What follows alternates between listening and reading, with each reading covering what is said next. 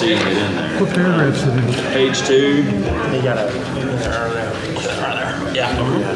It makes me look. Oh, I know. All right, it is 9:30. We're going to go ahead and get started with our pre-meeting work session for our 10 o'clock council meeting. We will start with a presentation from the CFO for the FY25 budget. Then we'll have approval of monthly bills, approved August 2024 monthly bills. There were no changes. Any questions? Who's trying to, man? I thought you said no. Fired up. What's up? That'll give somebody time to fix that one line. They thought the same thing. I thought the same thing. Do y'all have any questions on monthly bills? No. Okay. Approval of minutes. There were no changes. Any questions?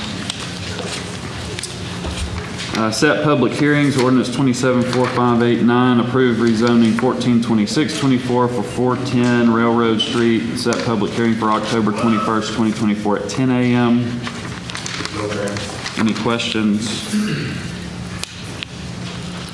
Public hearings, ordinance 244587, approved rezoning request 142424 for property located at 23366 Bibb Garrett Road. Public hearing was set August 19th, 2024. Any questions? Ordinance 244588, approved rezoning request 142224 for property located at 211 West Moulton Street. Public hearing was set August 19th, 2024. Any questions? Resolution 24197, approved request for off-premise beer and wine license for Spring Mart Incorporated at 3704 Spring Avenue Southwest, Decatur, Alabama 35603. Any questions? Weed abatements, Josh, any changes? Okay, any questions on those? Resolutions, Resolution 24210, approved request for conditional suspension or revocation of the City of Decatur business license for Tijuana Mexican Grill, operating at 1318 6th Avenue Southeast, Decatur, Alabama 35601, or any location within the City of Decatur due to multiple tax delinquencies. No changes, I still had no contact. And Herman, this is a conditional revocation, so that gives 30 days. Well, you set a hearing for October 21st Okay. for them to show why it should not be made permanent. Okay. And then y'all vote then as to whether this conditional becomes a permanent suspension. Are they going to I mean by permanent, I mean goes into effect. I don't mean forever. Right. Are they going to be able to continue to operate right now? Yes. Yes. Until the public hearing in October. All right, any other questions? Resolution 24211, accept air products donation for Decatur Fire and Rescue. Any questions? Resolution 24212, approve capital purchase of 2 mowers for beautification. Any questions? Daniel, let me ask you a question. Now, what are you guys mowing actually when it comes to beautification? I know, I talk to Marcus and some of the guys all the time. What are you actually going to be mowing since we're contracting out most of our stuff? The alleys, okay. Thank you. All right, any other questions? All right, Resolution 24213, approve authorizing mayor to execute 2425 dispatch contract with Morgan County Emergency 911. I would like to say there's no changes, but I understand that I thought it was covered last week. We were at Mansfield. So if you've got questions, nothing has changed from last time, but I was not here to answer the other questions. So. Okay. Any questions for Chip?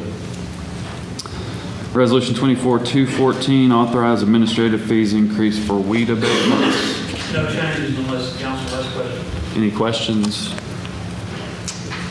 Resolution 24215, award bid number 24030 for PVC pipe and fittings to American Pipe and Supply, being the lowest responsible bidder.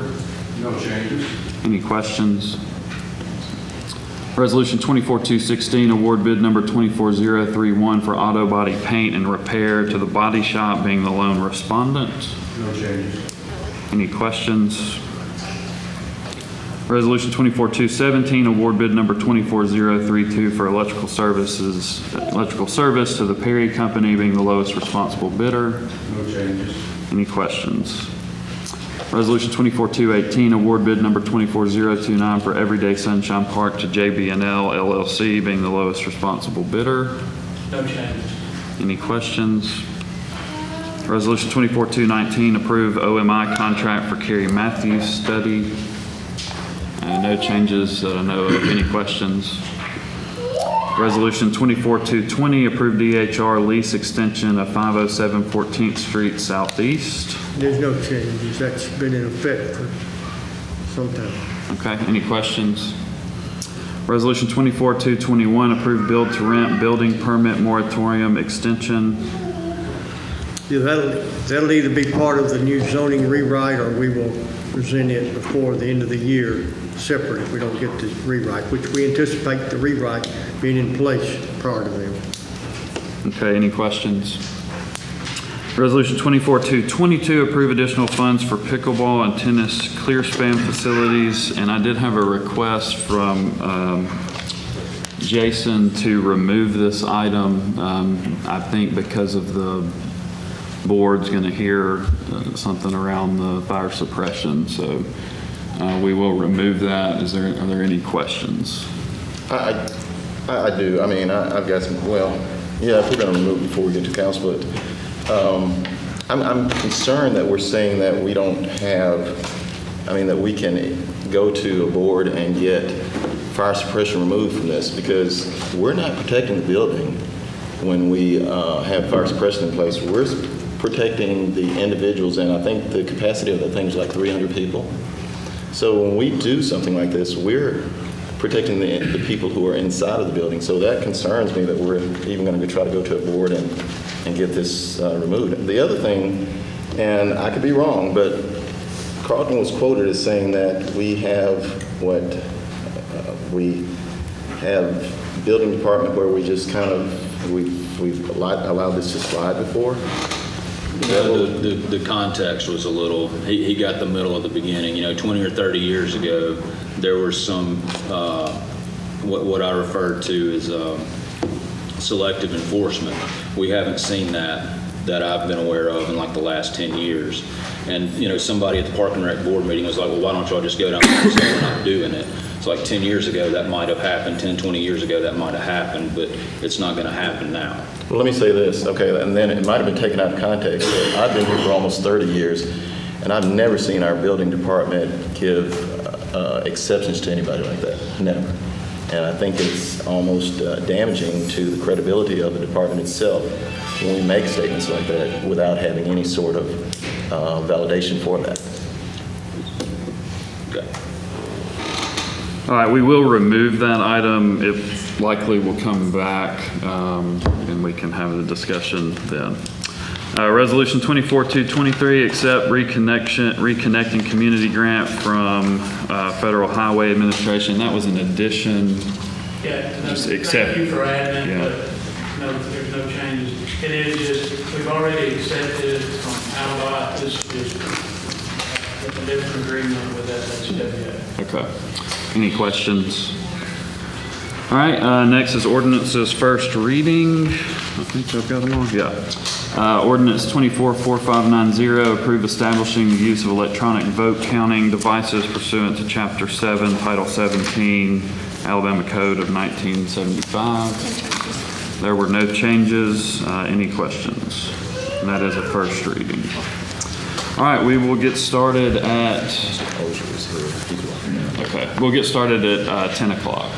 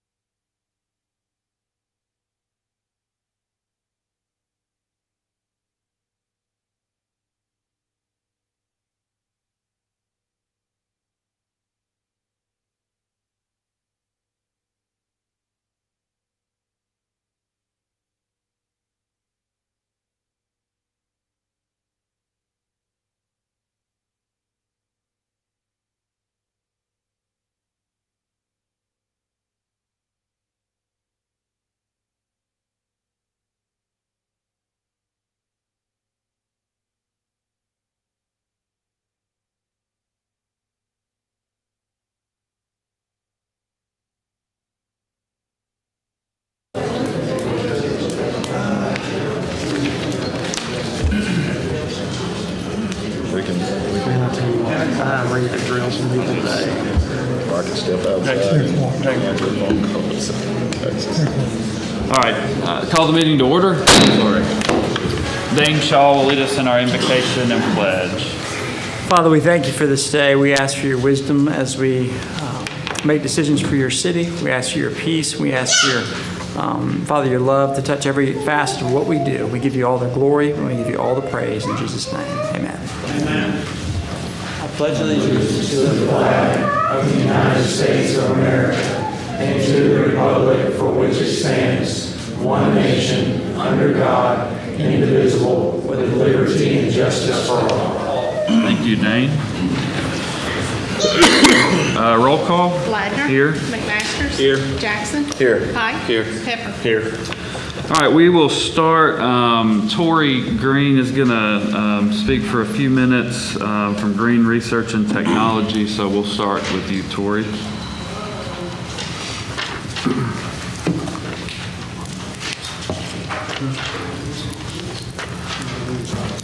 Good morning. Good morning.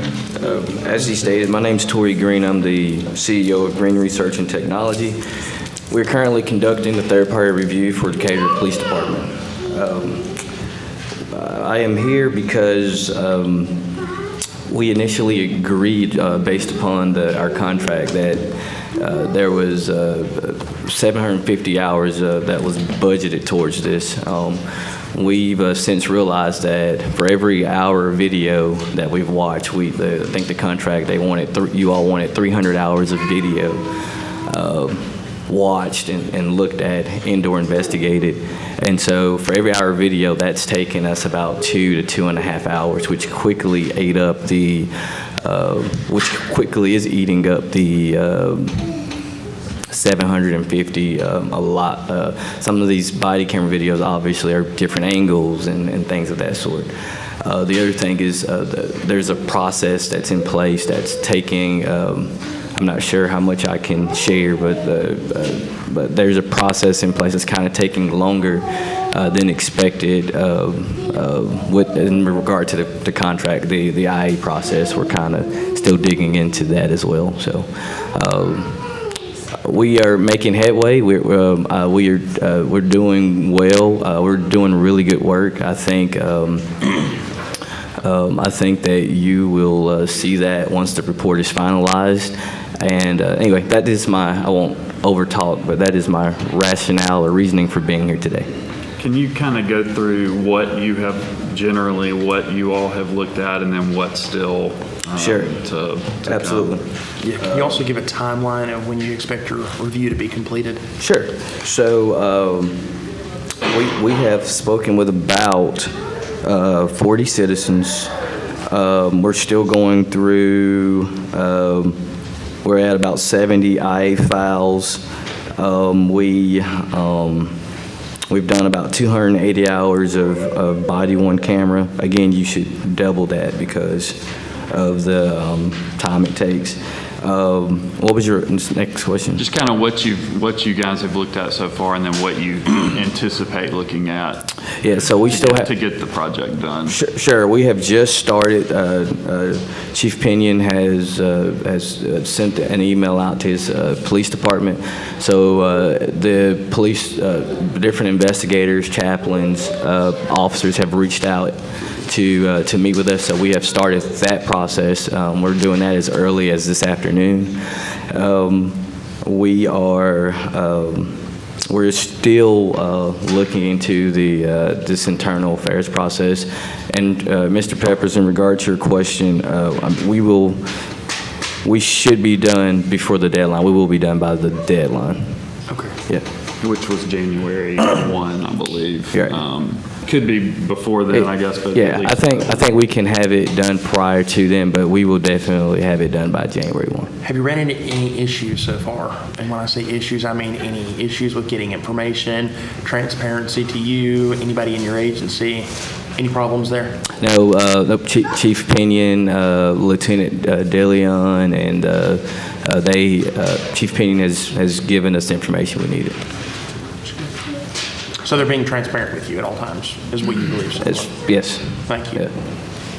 All right, any questions? What I think we'll do is we likely will have some special called work session called this week and a called meeting, and we may add a change to the contract, Herman, to the one of those meetings so that the process, pending approval from the council, the process will not slow them down from getting finished. Yeah, we just need to have input as to what you envision.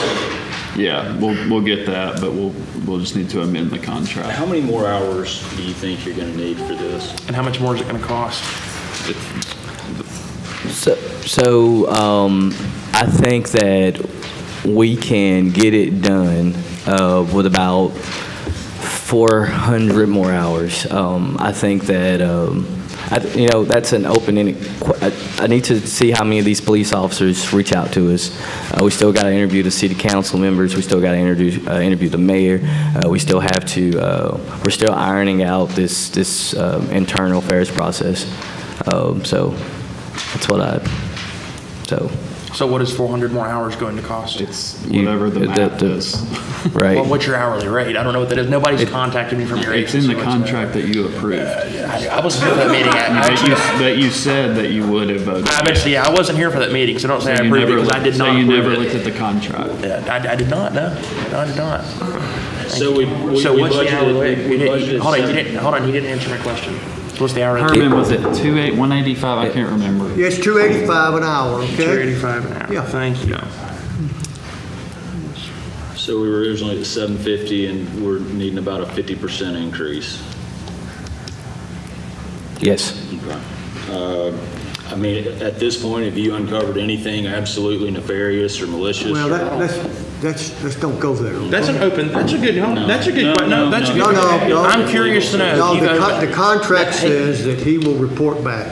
Stuff of that nature is public information. not yet. Not It's yet. not public information. It's going to be released to the public. It's not yet. It's not yet. I strongly disagree with that. I think that is public information, something you could release. and it will If be. anything that he's looking at right now, if I'm not mistaken, anything that you're looking at, I think the somebody from issue the would public be, could pull. I think the issue would be if he answers that question, how does it impact the remainder of the review? I think it'll violate my NDA that I signed with you all. It'll violate the contract that we have entered into, okay? As simple as that. Great. But Very that transparent. question will be answered, like we said when he initially started. That will be answered, okay? Very transparent. Thank you. It's a good question, it's just premature. Yeah. Very transparent of us. Well, if you would read the contract is what I would recommend, you would know he can't answer that question. All right, any other questions for Mr. Green? We'll get that by the end of the week, All right, thank hopefully you. on the agenda. Thank you for your time. All right. Thank you. All right, Kyle? It's not like we've seen you already this morning. He threw a curveball at me. You can talk now. All right, good morning, council. My name is Kyle DeMeester, and I'm the Chief Financial Officer for the city. Today, I will be giving you a presentation on the fiscal year 2025 budget. Before I get into anything, I want to first take a moment to recognize everyone that had a part in preparing this budget. All the finance liaisons, department heads, Don, the mayor, all of you had a pivotal part. We implemented a different process to generate this work product about 3 years ago, and I think this year it worked more effectively than it ever has. So thank you for what I deem another very productive budget season. Let's start by informing everyone how we got to where we are today. In July, the Finance Department took the first steps in creating a balanced budget for their respective departments. Using historical averages and current trends as a baseline was created. From here, each finance representative worked alongside department heads and key departmental staff to refine and add any special needs for their respective department. The second step was appearing in budget hearings with myself, the Deputy CFO Don, and the Mayor. The three of us met with every single department to discuss each department's budget, some of whom have responsibilities over multiple departments, over multiple funds. When what I deem as all the puzzle pieces on the table was complete, Don and I presented various options for the mayor to reach a balanced, zero-based budget, where total proposed revenues equal total proposed expenditures. Finally, the budget was delivered to every councilman for their review. I received comment and question from nearly every member, and I look forward to more dialogue as we go through the presentation today. As a reminder to council of our budget philosophies, we are using a zero-based budget.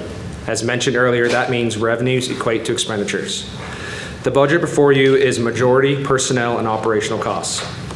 Besides a few capital items we've invested in year over year, the budget contains the needs of the city to run operationally. By design, all future capital needs will be presented to council individually. This warrants special attention and discussion, case by case, instead of offering contingencies or wants mixed in with $96 million worth of cost. Having implemented this approach for several years, this strategy has been effective and it continues to allow the city to support various endeavors throughout the year while also maintaining a conservative reserve. I will highlight a few various items as we go through this presentation, but this year's budget process presented unique challenges, with revenue showing growth but not as significant as previous years. Last year, I called the budget the year of completion, and while we are striving for that, we continue to bring more projects to fruition for the citizens of Decatur. Our downtown parking deck is open. We've started the burying of power lines in our 6th Avenue improvements. Large amounts of dirt have been moved on our new Sportsplex facility next to Austin High. Millions have been spent on resurfacing, and we are in the next stage of our efforts for another bridge across the Tennessee River. We've completed a lot in 12 months, and I think these next 12 will serve the same. From here, you'll have the opportunity to make adjustments, but know any additions will require subtractions. Additional funding, while limited, can be utilized from the unassigned fund balance. All right, so let's get into the presentation. So I'm going to kind of take an elementary approach because I think there's a lot of new people that are interested in how this works. So we have one general fund, one proprietary fund, which is the landfill. It's known as an enterprise fund, and 11 special revenue funds. These are all the budgets that you have before you in your binders. So, we'll start with the general fund, which is our main fund. It contains almost all our costs for the operations of the city. FY25 had a total general fund budget of $96.1 million, which is up 5.5% from last year. Keep in mind, Point Mallard is now included in the general fund like it was last year. I should note that if y'all have questions as we go through this, just stop me and I'll answer them. Okay? So the general fund revenues have grown year over year for over a decade. But if you look at this graph in FY21, general fund revenues were $75.8 million. And we're projecting fiscal year 24 in the vicinity of $95 million. That is a 25.33% increase in the last 4 years. All right, sales and use. I'm going to go on a little spiel here about the economy because I think it's important. So let's talk a little bit about the economy and how it can impact Decatur. This is really important to talk about because almost 50% of our revenue is related to sales and use tax. In fact, 8 of our top 10 sales tax remitters are non-manufacturers. These include multi-line retailers, grocery stores, hardware stores, and auto dealers. These top 10 make up 28% of our total sales tax. So over the last month, a lot of reports have come out about the economy as a nation. Inflation is down to its lowest level since February of 2021. In fact, if you take out housing core CPI, it's below 2%. The August CPI report displayed the following. Used car prices are 1% down over last month and 10.4% down from last year. New cars are also down 1.2% from last year. Food at home grocery stores have jumped 0.9% year over year, which is the lowest change in grocery prices since June of 2021. Prices at the pump are on a downward trend. We are now seeing a below average threshold of 3.5 per gallon. Let's talk about the interest rates. This is a big week for interest rates as the Fed will make a decision on potentially cutting rates, maybe 2.25, 0.5, we'll see. The average rate on a 30-year fixed-year loan fell the lowest it's ever had since February 2023 at 6.2%. Keep in mind, though, this is a double-edged sword.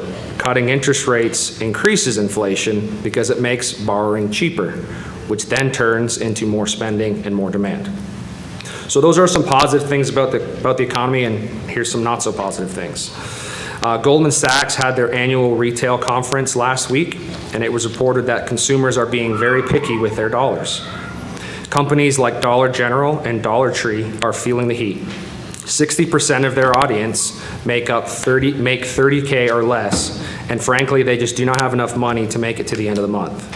Home Depot and Lowe's say consumers are putting off big ticket items with anticipation of lower rates and hopefully a steadying house market. I also want to note that pending home sales fell to a record low in July. Frankly, consumers are just looking for value and their dollars are being stretched. And the last thing to talk about that will have a shake on the economy is the presidential election. Doesn't matter who wins, there will always be some things that change. And so what we've done this year is we've budgeted sales and use tax to be flat. We did this because we kind of want to wait and see how things happen here, and we have an opportunity potentially to address this at mid-year.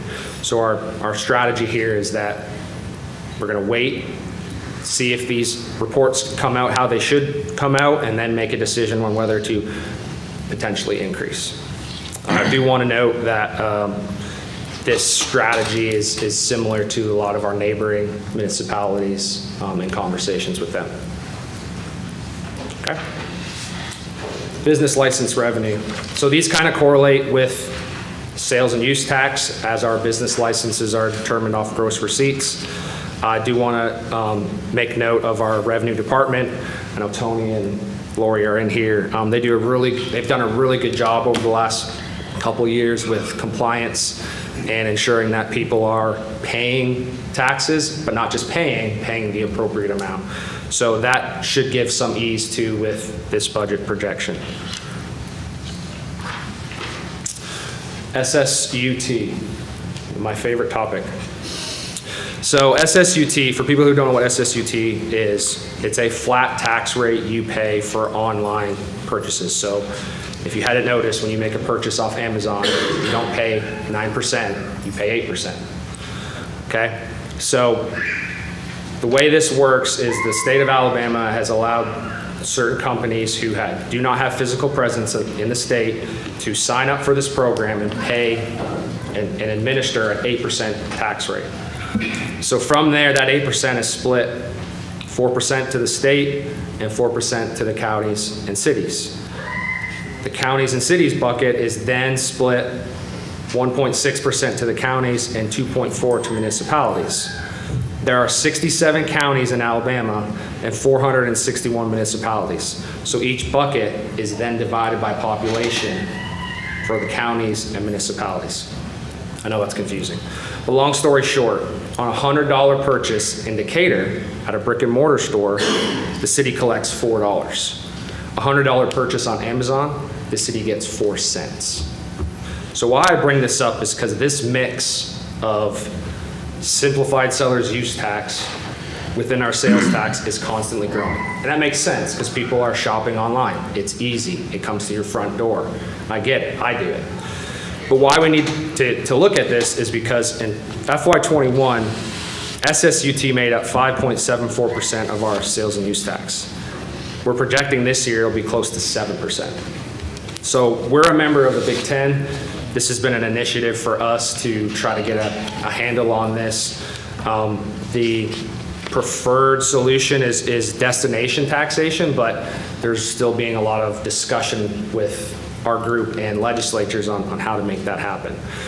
And lastly, remember, and we're unique in this, our schools get 25% of our sales and use tax. So not only when we shop online are we hurting the city, we're hurting the schools as well. What were those percentage breakdowns? It was 5 point in what year, and now it's 7? FY21, it was 5.74%, and in 24, it was 7.03%. And that's taking SSUT divided by total sales and use tax.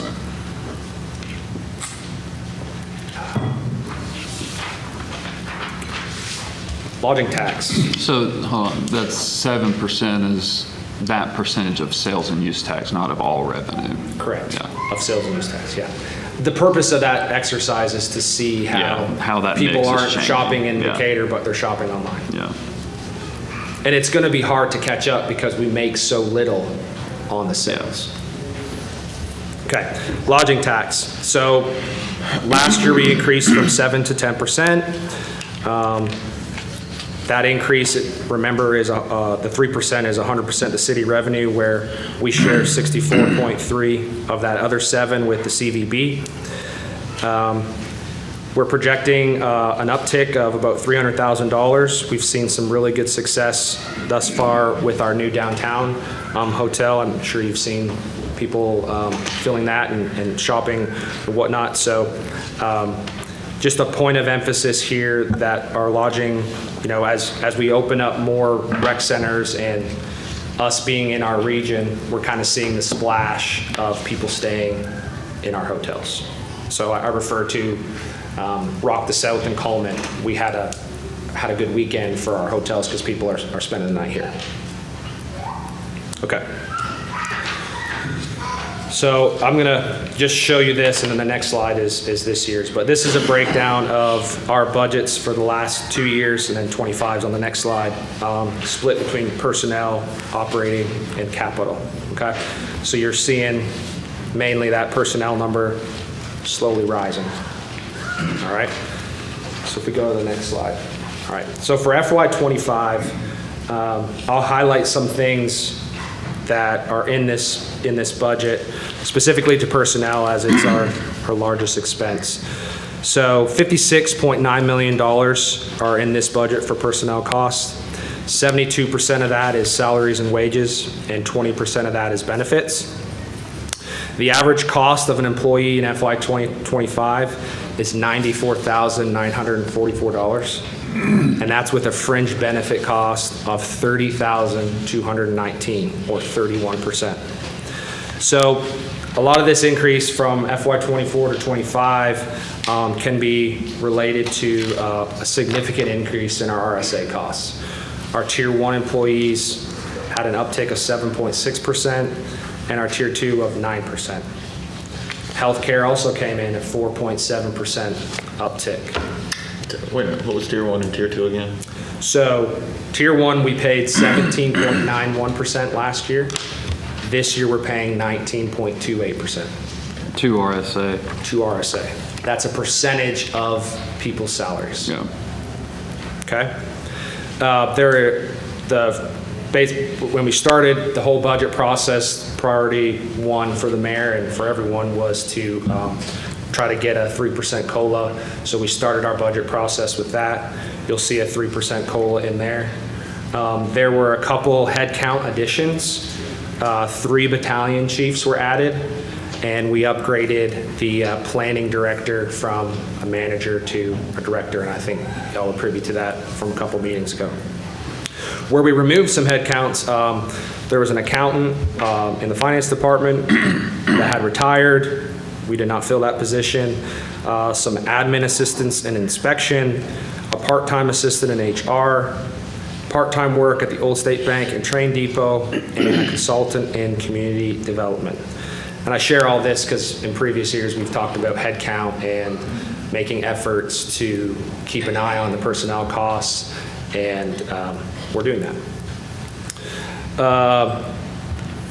Caveat to the police department, there are some incentive pay for them. There is a field train officer bonus, a wellness bonus, and a longevity bonus included in there, and that's to help our efforts with retaining our current officers we have, being we're very short in that department. Moving on to operations. Overtime. Oh, sorry, yes, correct, overtime. We cut across the board $166,000 in overtime. And that's just making a conscious effort of putting the onus on the department heads to manage their overtime with what they had. It was a tighter budget this year, and that was one of the decisions we made to get to the balanced spot. So, moving into the operations side, Highlights of that were a 10% cut to all appropriations, less the CVB, being they have a 4-year agreement, and then the best and brightest as well. And we also cut Red Sage to no longer fund them past their contract, which ends in December. So you'll only see funding for them till December. Okay? And then on the capital side, not a whole lot in there. The bulk of that is continuing our life cycling of our garbage and loader trucks in the Environmental Services Department. I think Daniel could give you a testimony on how effective that's been, and we want to keep that up. I think we're in year 3 or 4 of that, and I know y'all remember the times when people weren't getting their garbage picked up, and I don't think that's happened in a long time. And It's the large item. It's a lot to do with our equipment being useful and able to use and not broken down. Okay, so any questions on that? That was a lot. Well, when do you want me to talk about personnel costs? Let's talk about it now. And I mean, not to beat the dead horse for the last 3 years, but I'm not going to ask a question today, but the track we're on with our percentage of budget being personnel is not sustainable. We are outpacing revenue growth with what we're doing in personnel expense. And I assume, we're nearly 60%, what was it, 57. So in that, as long as we don't make any adjustments, that there's some tipping point where that's not, or close to it, that's not sustainable, because as we've talked about every year, when we make these changes and we want to give increases, but if our head count stays the same and we give these increases, it just builds and builds and compounds every year. And that will continue, and that's a big concern as revenues kind of flatten. But that's been my concern. I think I've been very vocal about that the last three or 4 years, and I still have probably more concern today than I had even last year. So, not to argue, but I want to give you a rebuttal because I knew you were going to ask this question. We've anticipated this. So last year, you'll see 57% was personnel, and this year it's 57%, even with those hard upticks in our benefits. I did poll some of our other neighboring municipalities. Madison's at 60.92, Montgomery is 62.5, Dothan's 65, and Huntsville's 69%. Yeah, and I would bet that they have the same concern. I'm not saying they're not concerns. I just want you to know that we are not and I would say especially in the minority. How our revenue is made up is different than especially in Madison. Madison for sure. Huntsville is similar to us. Yeah, where we're so dependent on sales tax. For sure. And when you look at macro, because I think consumer confidence is really what you were speaking to earlier, is just such a good indicator of how the economy is. It's not the stock market. It's not. Even less so than inflation affects consumer confidence, but that is concerning too. I think consumer confidence has certainly been on a downward trend. You mentioned some of that. So we've got to be very cognizant of personnel costs. Well, I'll assure you I'll do all I can to keep that in mind, and I know we took that approach this year. I think the challenge, of course, is for everybody, and the reason all those other numbers are how they are is it's very competitive for every position. We're competing, it's changed. We're competing against private industry. It's not just municipality to municipality. You're competing against the whole workforce. And so you have to pay more to keep good folks and recruit good folks. And so you have to figure out how you reduce the head count while paying better. Sure. Is what everybody, it's not just municipalities, it's every organization on earth that has employees has faced that. So it's a real challenge, but it's a concern going forward. Got it. For me. Good to move on? All right, so this little kind of lot PowerPoint breaks down the department cost by percentage over the total general fund.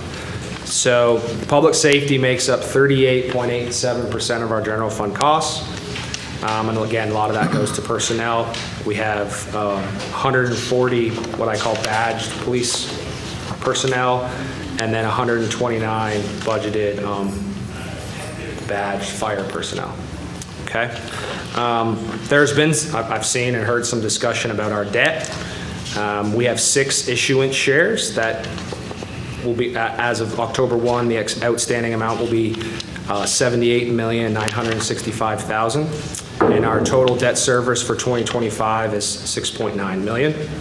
But I want you to be aware of our legal debt margin. And basically what that is the best way I can give an example is when you go get pre-approved for a loan to buy a house, a lot of times they'll tell you you can buy a house way more than you can afford, and they give you an amount. So the legal debt margin for us is $88,177,571. So in theory, we could borrow that much. Now, we're not going to, but in theory, giving you a percentage, we are at 50.4%. I think one comment on that is it was about $7 million of debt service. Yes, sir.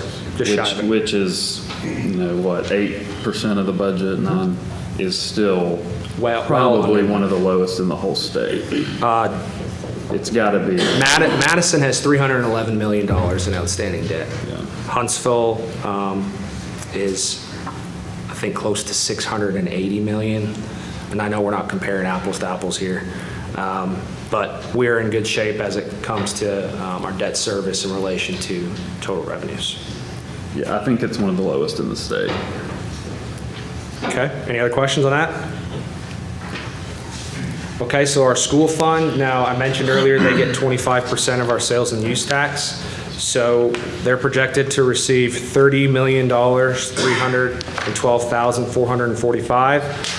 15.7 of that is made up of sales and use tax and SSUT, and 13.8 is property tax. That's up almost $2 million over previous year. Yes, sir. Yeah, so how we do that construction-wise is we look at our, for the property tax, we pull that from the county website. They have an abstract that lays that out. But whatever we project that we're going to collect in sales and use tax, it's just 25% of that going into the school fund. Okay? So these are our other budgeted funds. I didn't know if y'all want me to run through the restrictions of all of them. Yeah, heard it. So I'll go ahead and do that. Let me get that pulled up real quick. Okay. So these are our special revenue funds. The 7-cent, 4, 5-cent, and the Rebuild Alabama gas tax. Those are all restricted for, well, all we use it for is road resurfacing. I think some of them you're allowed to use maybe on bridges as well. But typically, that's our first bucket of money we go to when it comes to resurfacing projects. The Alabama Capital Improvement Trust Fund, that's designated for capital improvements, payments on bonds, and restoration of capital improvements such as buildings and streets. The Corrections and the Docket Fund, those are restricted to the operation, the Corrections Fund is restricted to the operation and maintenance of municipal jail, juvenile center, court complex, or other correctional facilities. So ours is spent on our municipal court. And the docket fees are restricted to training, equipment, and enhancements to the court system. So again, our municipal court utilizes this funding for a lot of the technology and training that they have to go through. Drug seizure is specifically designated for police activities related to drug operations. Room occupancy is restricted to the promotion of city tourism, and that is the $2 per night. When you spend a night in a Decatur hotel, you pay $2 and it goes into this fund. The opioid settlement fund, this is specifically related to opioid abatement, specifically opioid abatement and remediation to that cause. So I think you guys remember a couple years ago, we were part of a class action lawsuit, and we're receiving and have received a good portion of money here to be used for that. The Personnel Board Fund is created because of our Personnel Board, and it serves as the human resources and payroll costs for the city. So you won't see their costs in the general fund. Their payroll costs are in this fund. And then lastly, the Capital Improvements Fund. This is specifically related to construction and economic development projects that are financed by our general obligation warrants. Kyle, I've been asked about the personnel fund. Yes, sir. We are funding that because, of course, state legislative act. But what goes into, can you explain to the public what goes into that? So Of course, they've got their attorney that they have, and Yes, and sir. fees and. So essentially, it's, the general fund takes and makes a transfer to the personnel board. And all of our personnel, or HR department payroll costs are in there. We do some pooled costing, so like our tuition reimbursement, our police recruitment, a couple of these other things that are leadership development that HR does for the city. All those costs are housed in there as well. But their biggest cost is going to be personnel costs as well. For sure. Yes, sir. And really each year what we do is we just transfer what's needed for that department. There's no additional funding left in there, whereas it looks like there could be, but based on these other funds, how we sometimes have leftover and it rolls, it is very one-to-one from the general fund to the personnel board fund. Okay. All right, our landfill and recycling fund, this is an enterprise fund, and an enterprise fund accounts for operations that private services to the public in a similar way to a private business. So the goal of an enterprise fund is to recover your costs of providing those services through user charges. So Ms. Tyler, Wanda Tyler, she does a fantastic job of managing and directing all the operations out there. And in the budget this year, we have a budgeted $1.8 million in capital improvements, and this ranges from equipment to building improvements. She's worked really hard on the recycling effort. A lot of that's funded by the grant, so we'll continue to facilitate the expansion of that facility. There's a new cell for construction and demolition waste, and a new cell for municipal solid waste.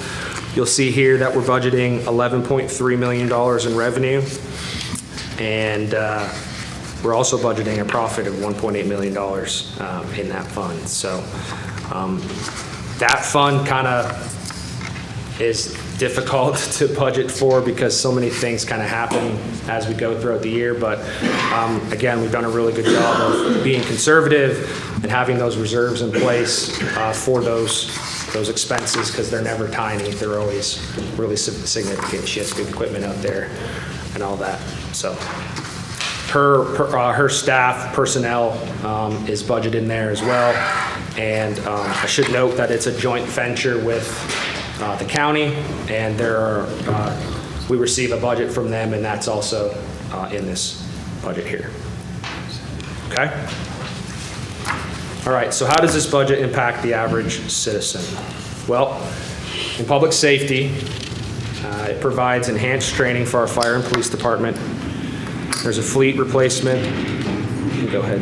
There's a fleet replacement on life cycle of $600,000, and that's specific to our police fleet. Now, a fire and rescue boat is ongoing. I think there's a tentative delivery date for February of 2025.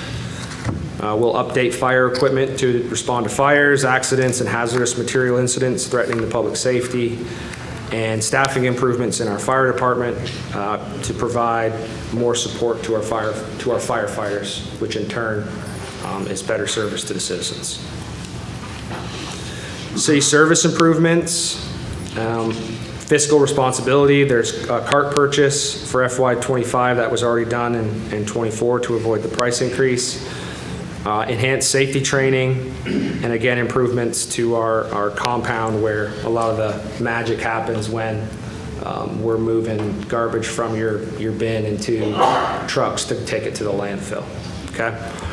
So again, the investment in the equipment and fleet, there's proposed $1.3 million in garbage and loader trucks. I think we're gonna start seeing some of our newer-ish equipment come for sale, and those proceeds will they'll kind of work like a machine where we won't see as significant of an impact in this investment with a lot of the money coming in from the sales of the newer trucks that we've purchased in the last couple of years. And then lastly, to continue on with our non-public safety fleet, there's $500,000 in there. I think this would be year 3 of doing that. We're still in really dire need of updating that fleet. There are a lot of old trucks still running the streets in various departments. And so this investment will get us closer to updating that as well. City enhancements. We have new recreation centers. Wilson Morgan, we're getting close to having some design work done and hopefully get that project moving more quicker than it is. The athletic complex on Motus Road next to Austin High School. There's been a lot of dirt moved there. I think we'll also be getting closer to seeing that come to completion. Indoor pickleball and tennis at the Point Mallard complex. And we talked a little bit about that earlier. And then the renovation of the old ice complex to the Point Mallard Event Center. 6th Avenue beautification project. I know we've started the power line burying there. Our causeway lighting project, I think we're being held up by a permit or something with AlDOT. So in October, we'll start seeing that construction go down and won't be so dark when you go through there at night. The intersection realignment and traffic signal on Upper River and Highway 67. Phase 2 of our bridge study. Hopefully on the City Harbor development, we'll see some movement there with some hiccups with TVA currently. And then lastly, I want to note the Reconnecting Communities grant. It's over $18 million. That should start seeing the beginning stages of that occur as well. And then lastly, our community commitment, $3.8 million. $1.2 million to our Decatur Morgan County CVB, which promotes tourism to the city and marketing of our city to the general public. $457,000 to the public library, and $500,000 to Decatur's Best and Brightest, which has a direct return on investment for those people that are moving to our city and investing in our city in multiple direct and indirect ways. Fantastic program. And then lastly, this is a breakdown of every single agency that we give to. I won't go through all of them, but that's the list that makes up our appropriations. Okay. That's all I have. Any questions? You guys did a really good job this year on the budget. I appreciate you and every department director that worked diligently to complete the budget. You guys did a really good job. Thank you. Appreciate that. I do just want to mention again, likely we'll have a work session to have discussion, probably Wednesday, and then look to potentially vote on the budget on Friday. If there are specific questions with numbers y'all are needing answers to prior to that, if you want to let me know so I can. Yeah, I've got some jotted down. I'll send you, but if you send them to me, I will be prepared to answer those. Okay. Good job, Kyle. Any other questions for Kyle? All right, we will move into our rest of our agenda. First is approval of monthly bills. Yeah, it's not. We're going to have a work session on Wednesday for that discussion. So, will we be allowed to talk at the work session? Yes, at the end. Approval of August 2024 monthly bills. Okay. Motion by Mr. Pepper. Second by Mr. McMasters. Mr. Jackson, just for the record, need us to step out for a few minutes. And Mr. Faruqi, did you have a question?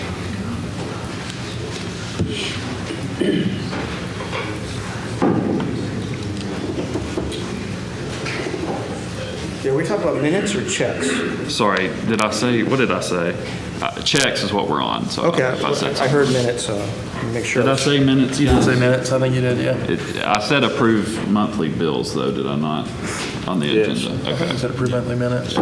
Okay, looking at the checks for this month, there are 6 checks to McPherson Oil totaling a total of $102,488. I'm assuming that's for petroleum products, gas to keep the fleet running, is that correct? Yeah, I think we have a tank on site, and that's what that's for, yeah. Okay. So, just doing a little bit of math, assuming gas is at $2.75 a gallon, plus or minus for the month.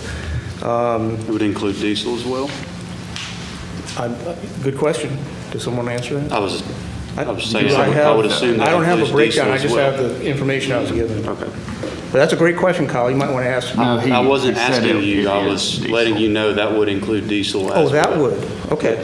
Most of that fleet at that compound So, is diesel vehicles. no, that's about 37,268 gallons, so I'm actually underestimating this a little bit.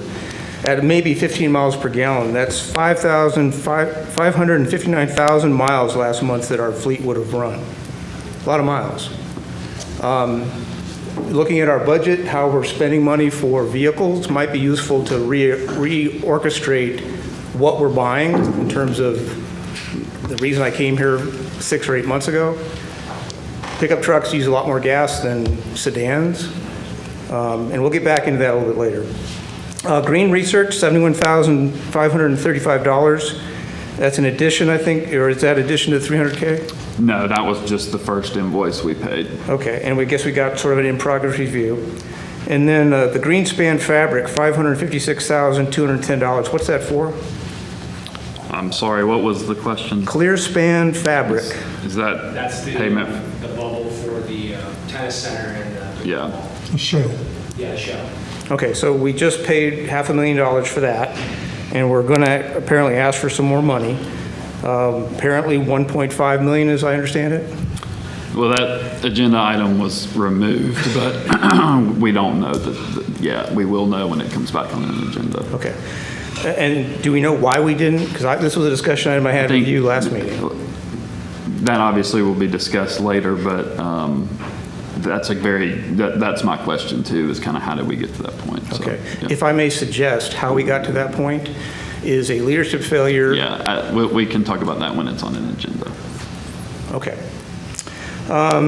What else we got here? Chief Pinion was $310 given to him. Do we know what that was for? Probably travel reimbursement. Travel reimbursement for where to go? I think he had a training or chief's conference or something. Okay, and then $1,744 to Mr. Shaw. Same. And what conference was that? That may have been the air show. Yeah. Farnborough Air Show. Yeah. Did we ever get any measures of effectiveness on what came out of that? Yes, he has some leads. Okay, you said that before. What are we acting on those leads? No, I mean, look, it's the largest air show in the world. I mean, it's not like, we've had a number of companies that have come to Decatur from the Paris air shows and the Farmer air shows, and so I think that we're in our second year. Are you budgeted for another one of those air shows coming up? Yeah. Let's, Okay. yeah. We want to look at cutting some of that kind of stuff. Okay, thank you. All right, we have a motion and a second. Any discussion? Roll call. Heidner. Aye. McMasters. Aye. Pike. Aye. Pepper. The minutes are approved, sorry, again, monthly bills are approved 4-0. Approval of minutes. So moved. August 26, 2024. Second. Okay, do we want to take these as one? Yes. All right. Motion by Mr. Pepper, second by Mr. McMasters. Mr. Faruqi. I'm not taking them all at once, I'm taking. We just have one agenda item now. No, I appreciate that. You can speak on as many. Item as B, you want, but- August 26, statement by the chief's plan could not be executed as written in the minutes.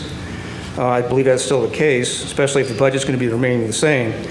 The resources needed for reorganization, leadership training, and there's no timeline for milestones or establishing measures of effectiveness. When will that happen?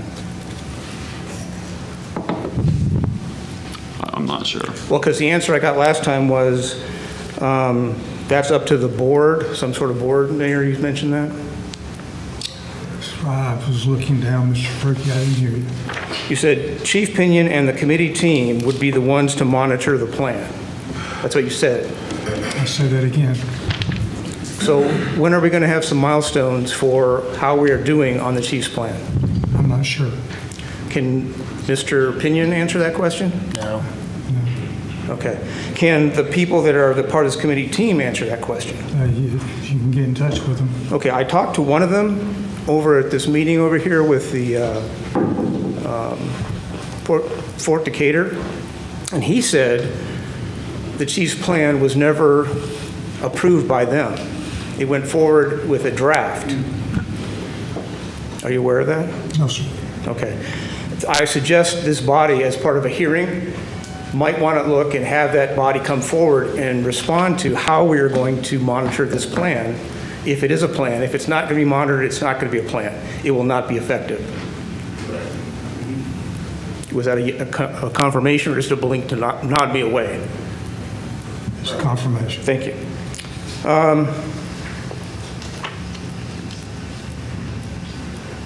I asked for a correction to be made. Was that made in the minutes from last time? What was the correction? Well, what it said is, I asked for whoever's taking the planning director position should be required. Did we change that spelling? I think it was a spelling From typo. understated to understand? Yes, yes. That was changed? Okay. I looked at it last night, didn't see that. And then, Mr. Ladner, you said the personal board policies can be reviewed, mandating HR and legal involvement in leading investigations unless state law prohibits, does it? I don't believe we can change how the personnel board operates. That was done by state law. Actually, that discussion Yeah, that's came up established just a by state minute law. ago. So the answer to Look that is into no. it, but, Yep. Okay. So the personal board that gets a ton of money, we just got a briefing on, we can't change anything in terms of how they I operate. think Mr. Jackson actually answered that. I know he had to step out, but that was put in place by the state. We don't have authority over the state. It would be the same amount of money if it's in the general. Yeah. Okay. But it's required by state law to transfer it. Yeah. Okay. It would be helpful then maybe because this is the first time I think we've all seen this budget briefing. If that had been in this agenda, we could probably brought some additional discussion. What was in the agenda? This budget briefing. The budget briefing. We just sat in on it. The presentation is Yeah. what you're saying. Yeah. Well, we'll have 2 more meetings to discuss that. When is that going to at be least. online for us to take a look at? Yeah, it should be. When? Yeah. When? Probably sometime this week. Okay. Thank you. All right, we have a motion and a second. Any discussion? Roll call. Widener. Aye. McMaster. Aye. Heffernan. Aye. The minutes approved 4-0. Next, we have set public hearings. Ordinance 274589, approve rezoning 142624 for 410 Railroad Street. Set public hearing for October 21st, 2024, 10 a.m. How are y'all today? Good. Tommy Williams with the Planning Department. And this is part of the Cherry Street vacation, and they're requesting to rezone the old Sharpley Funeral Home located at 410 Railroad Street Northwest, and they're requesting to rezone from M1 Light Industry to B5 Central Business District. All right, any questions? All right, public hearings, ordinance 244587, approve rezoning request 1424-24 for property located at 23366 Big Garrett Road. Public hearing was set August 19th, 2024.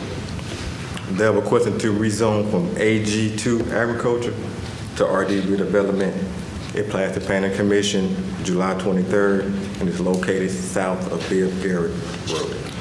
All right, this is a public hearing. We'll open the public hearing now. I have one signed in to speak, Mr. Faruqi, on this item.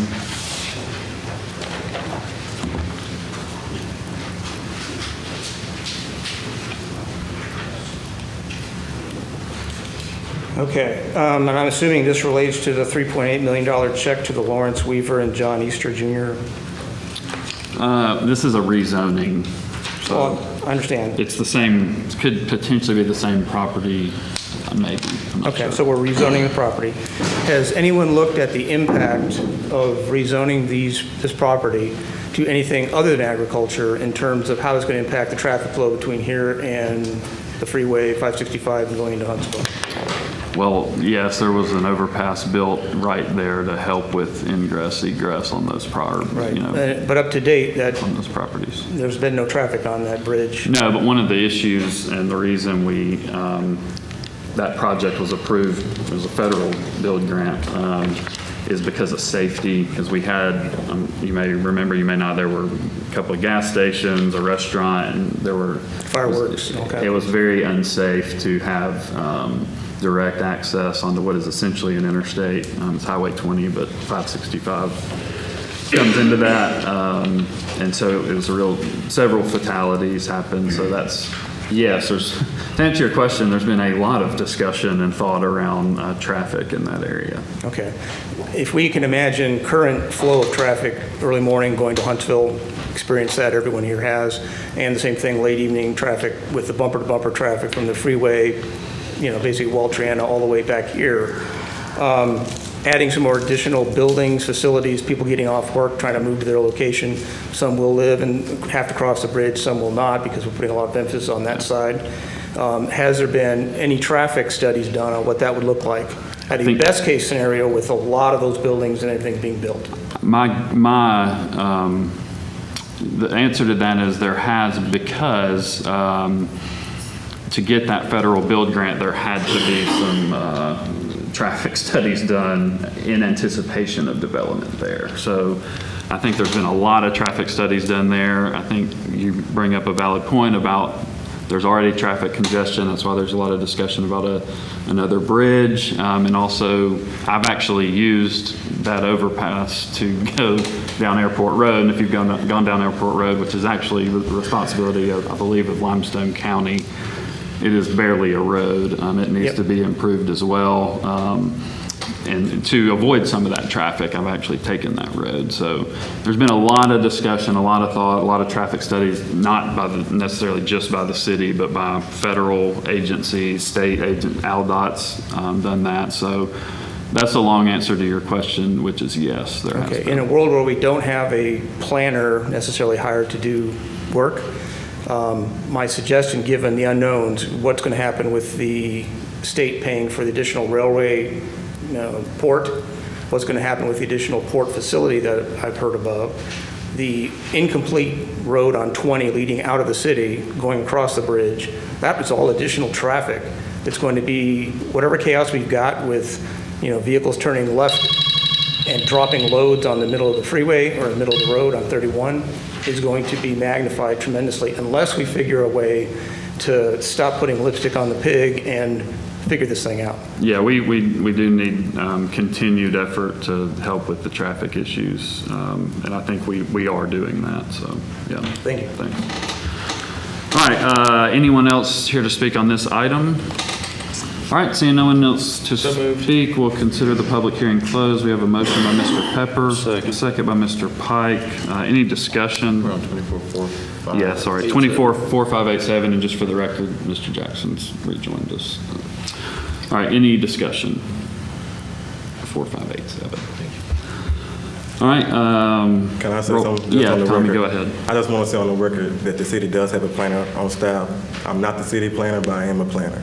I went to school. I agree, and we're thankful for you, Tommy. Thank you, Tommy. And I know we're not fully staffed, but we're doing the best we can with what we have. And you're doing a Doing a great Thank job. you. Doing a fantastic job. Thanks, Tommy. All right, any other discussion? Roll call? Leidner. Aye. McMasters. Aye. Jackson. Aye. Pike. Aye. Pepper. Ordinance 244587 is approved 5-0. Ordinance 244588, approved rezoning request 142224 for property located at 211 West Moulton Street.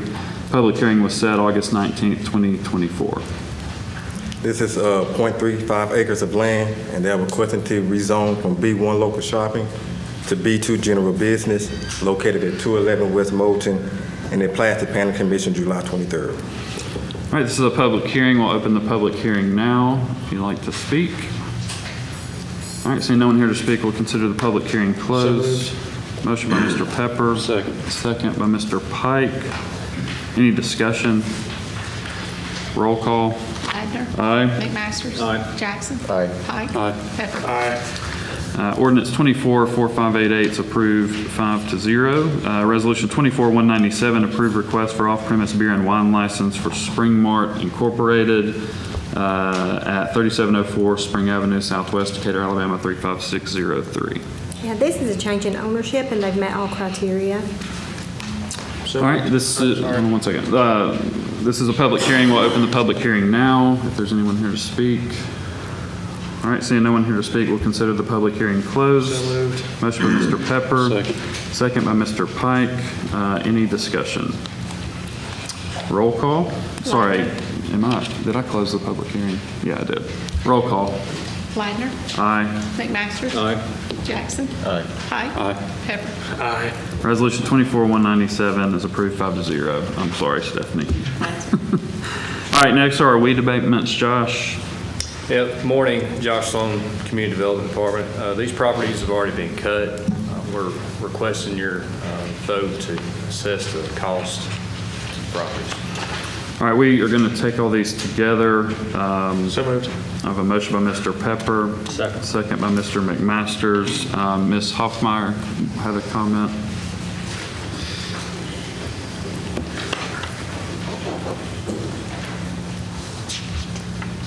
Good morning, everybody. Morning. So I probably have some questions that you don't have the answers for now, and that's fine. This is not intended to be confrontational. It's intended to be collaborative. So a couple of questions that I have is, it seems that $93.50 for this type of lot is what actually goes into the work. Because right now the administrative fee, which is going to be going up, is $200. So what I'd like to get a better understanding about is using these lots as examples. How many workers are deployed and for how many hours? So if I could get some follow-up on that, it would be very helpful. And I have some reasons why. Now, is the actual work fee also planned to be increased? Or is it not going to be increased like the administrative fee is? I think, and not to interrupt, but I believe it's actually going down because we got a lower bid on those a few weeks ago, so. Wow, that's fabulous. I'm so excited. I'm just glad I had that answer for you. Great. The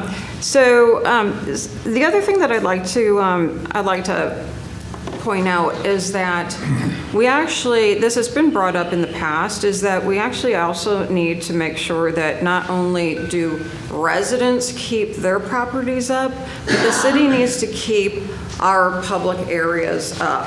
I haven't complained, but across the street, I noticed July 4th holiday time that the weeds in the ditch were knee-high. Well, it's okay, it's just a ditch. But it wasn't until September 5th when the weeds were like chin-high that a crew showed up. And the reason why I'd like to understand how many are deployed and how long it takes, there was a crew of 5 fellas who were there for over 2 hours to deal with this ditch that had gotten so overgrown that it was up to chin height.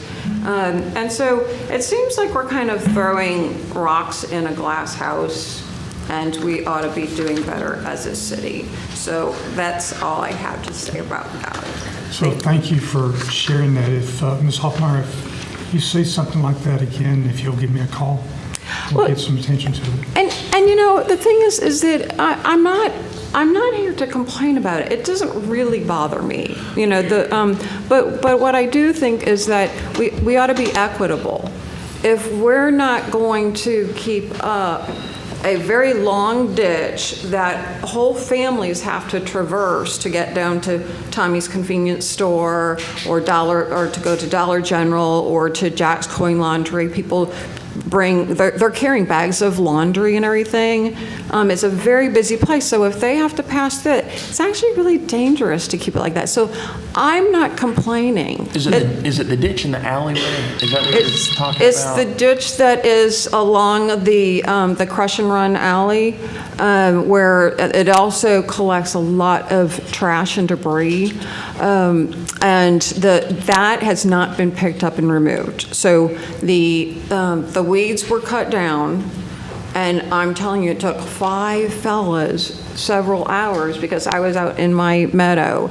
It took them a long time, but they left the trash behind. So I'm just saying, we've got 12 weed abatements on the agenda. Let's just be equitable, and if the city would do the same as what we expect of citizens, then we would all get along a whole lot better. Thank you. Let me say this.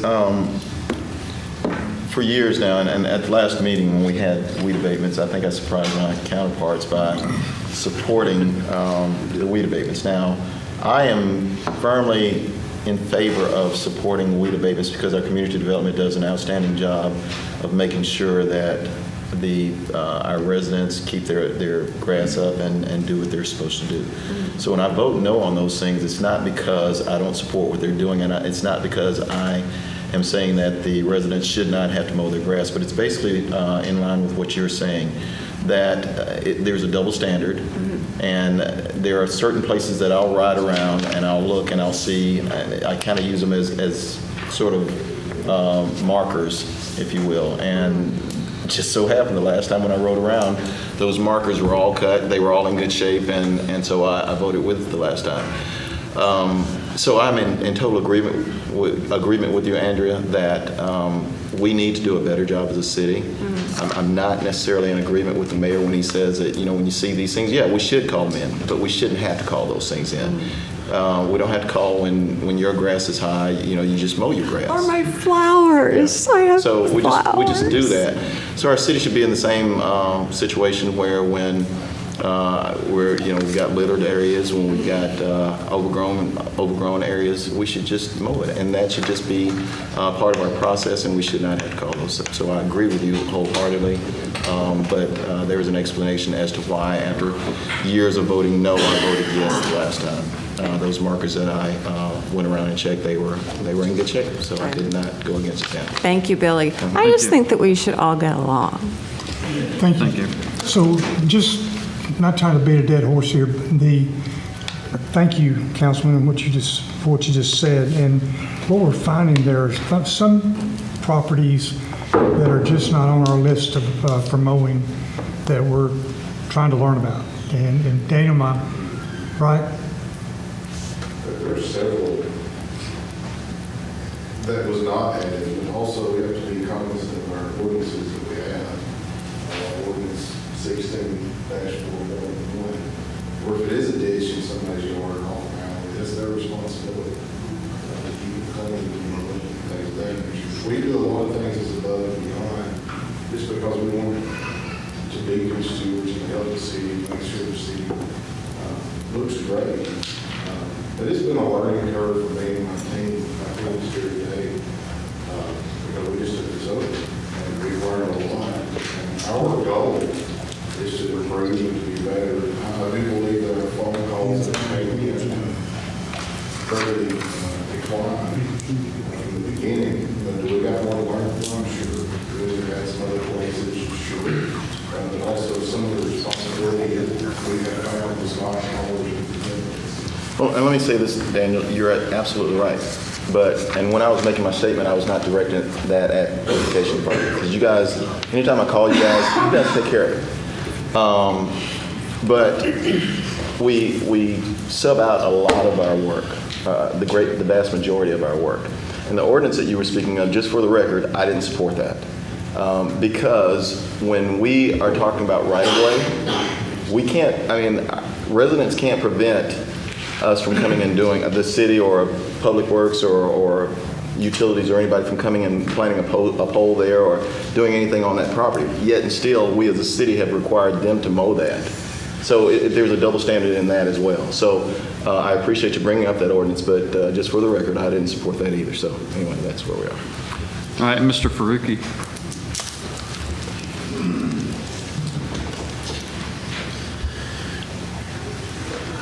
Okay, as the young lady mentioned, there were 12 actions involving the weed abatements in this month's event. And the admin cost for every one of them, I believe, is $200. Yeah. Okay, and we're going to vote a little bit later on increasing that by 37%. Okay. And how many inspectors do we have working these weed abatements? Four. Four? Okay. So we got 4 of them. And under the first one, that's the distance between here and there, meaning I'm assuming you guys work from this building? Okay. First one, A, is 1 mile away. B is 1 mile away. C is 3.6 miles away. D is 0.7 miles away. E is 1.4 miles away. F is 1.8 miles away. G 1.8, H 3.0, I 2.2, J 2.8, K 3.3, and L, which is the furthest one away from us this week or this month, is 3.7 miles away. So I ask you, when we start taking a look at the validity of the research done to raise the cost for these weed abatements as an admin cost, we are presupposing some things that may or may not be true. As I understand the actual regulation that is state law apparently for just our city, each one of those weed abatements is supposed to be itemized. Now, if we're now going to charge for the mileage on every one of those and the hourly employee involvement in every one of those, that's new. That's now finally itemized. But when you itemize it and look at it in that perspective, it says to me, misuse, fraud, waste, and abuse. So I ask you to take a hard look at whether you approve the recommendation. Okay. All right, we do have a motion and a second. Any other discussion? Roll call. Ladner. Aye. McMasters. Aye. Jackson. No. Pike. Aye. Pepper. Aye. Weed abatements are approved 4-1. Resolutions, Resolution 24-210, approve request for conditional suspension or revocation of the City of Decatur business license for TO1 Mexican Grill operating at 1318 6th Avenue Southeast, Decatur, Alabama 35601, or any location within the City of Decatur due to multiple tax delinquencies. So moved. Motion by Mr. Pepper, second by Mr. McMasters. Lori, anything to add? Just that they are delinquent in sales tax and liquor tax May, June, July, and in 4 days will be August as well. And so we are, the conditional, again, as we said in the work session, gives till middle of October. And then there would be a public hearing about. Yes, sir. The business will be notified of y'all's action today. The statute says, or the city ordinance says, that it'll be at the second regular scheduled council meeting, which will be the October 21st. But the business will be given notice of this action. And then on that day, you will decide whether it becomes a final suspension or revocation. All right, any discussion? Roll call. Ladner. Aye. McMasters. Aye. Jackson. Aye. Pike. Aye. Pepper. Resolution 24-210 is approved 5-0. Resolution 24-211, accept air products donation for Decatur Fire and Rescue. So moved.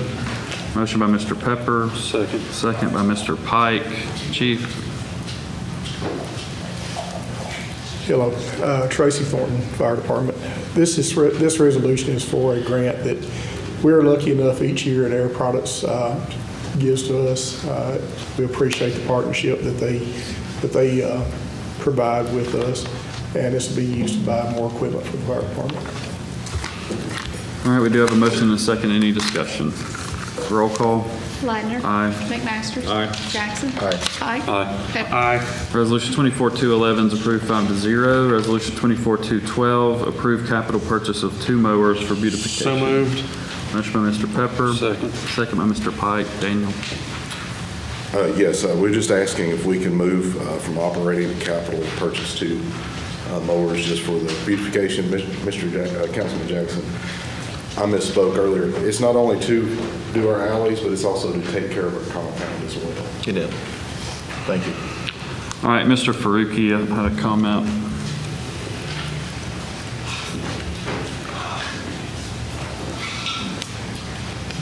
Okay, $27,000 for 2 mowers. We recognize we got a weed abatement issue. We've already contracted at a lower rate now for that company to go ahead and do this job. I don't know how much those mowers actually are, how many acres they're required to do. I know there's a cost increase. It might just be more, cost effective to have the same people who are doing our weed abatement do whatever these 2 mowers are supposed to buy for $27,000. You want to? They used to do it. Yeah. And it costs $288,600. We're going to do it in-house, and we're not adding any additional headcount. And the only extra cost will be the mowers. As a matter of fact, we were using mowers. We actually got out of the dumpster, and that's how we were doing the job. And we had one mower we were using on the compound, which was a more residential use. We're asking for commercial use. I think that we'll get a better value out of it. Like I said, we're going to save about $288,000 by doing it in-house. Yeah. Love that. That's a great thing. All right. How many mowers does the city have? I do not know. Now, see, that's a great point, Jacob. You don't know, Mayor, you don't know probably because you haven't asked. The staff here, you, sir, all of the Parks and Rec, everybody who uses lawn facilities multiple ought to be part of this discussion rather than simply saying we need to buy commercial mowers. Because I agree, that's a great purchase. But we've got, who's the company that's doing the, I want to call it thrift, but there's a company that's going out and doing a lot of the Thrive. So a lot of money is being spent on these resources. I agree, maybe it's a great idea so we don't have any additional personnel costs. But we probably wouldn't have had any additional personnel costs if we went to a contracted position either way. So I ask you. No, you are, that $288,000 literally is personnel costs. It's almost all labor that we're paying for. It is. And so the $27,000, we already have employees in place. So the cost of it is still more than $27,000, but it's money we're paying anyway. There's no additional cost for employees. So it's just the right thing to do, and I appreciate Daniel taking that on. So. No, I agree, and I only bring it up in this because I hate being up here. I really do. Yeah. I only bring it up because unless you have a firm understanding about all the resources you own in the city, you can't really make a good decision in terms of how you're going to apply those resources. And I've seen continually things like this, vehicle purchases being done by department forwarded up. We'll probably buy another $500,000 worth of vehicles this year. Yeah. Maybe better economy, buy something like sedans. Because does building, or excuse me, no, I'm not done. Weed abatement, we're talking, or I just finished up talking. These equipment could be used for that. Does weed abatement need trucks to do their job? We're talking about public alleys and the compound that he's talking about. Weed abatements that we just discussed are on private property. That is not being taken care of to code. So okay, so holistically, we don't very different, completely different issues. All right, we do have a motion and a second. Any discussion? Roll call. Ladner. Aye. McMasters. Aye. Jackson. Aye. Hyde. Pepper. Aye. Resolution 24-212 approved 5-0. Resolution 24-213 authorize mayor to execute 24-25 dispatch contract with Morgan County Emergency 911. Motion by Mr. Pepper. Second. Second by Mr. Pike. Chip. Good morning. This is the yearly update of the dispatch contract with 911. It's unusual this year that the actual cost of the contract did not go up. I noted in the summary I gave you, there's a couple of issues that they talk about making additional charges. At some point, those would have to be negotiated, and they would have to come back before y'all to approve those. Okay. Mr. Faruqi. I got to step away for a second.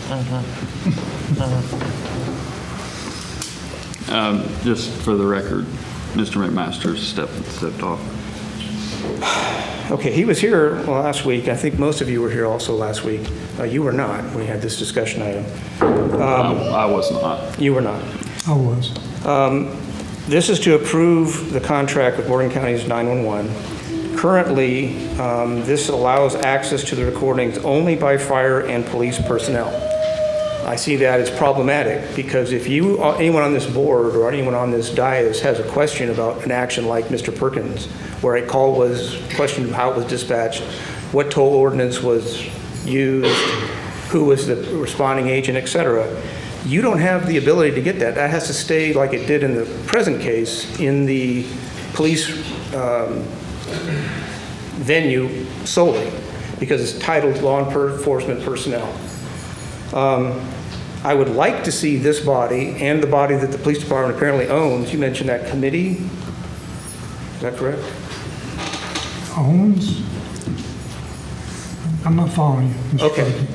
The committee that Oversees. the police department and is currently helping them write stuff, that civilian Group of body. citizens. Right, that civilian body, which you don't know who they are, ought to be given some type of oversight authority also. Because if something is going askew with our police department or fire department in terms of response, right now that stays within their span of control solely. It is not available to anybody on this dais or any other civilian authority. And I think that's a problem in terms of how we got here today with Mr. Green and his outfit doing an investigation or a relook into our police department. Currently, our political leaders can hide behind the law enforcement personnel authorization rather than getting the intellectual curiosity to go investigate some of these actions. Access to these recordings need to be more available in the event of future incidents like Mr. Perkins.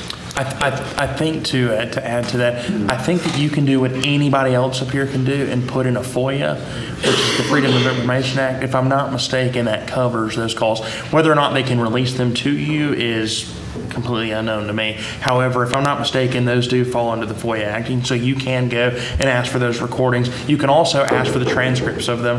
As a matter of fact, the Decatur Daily, I think, is suing 911 right now for not releasing certain information to them over a certain investigation, but I do know for a fact that they have obtained transcripts from 911 just as anybody else in the public can do. Okay. So that's just to add to your Well, I to your appreciate correct that information. addition.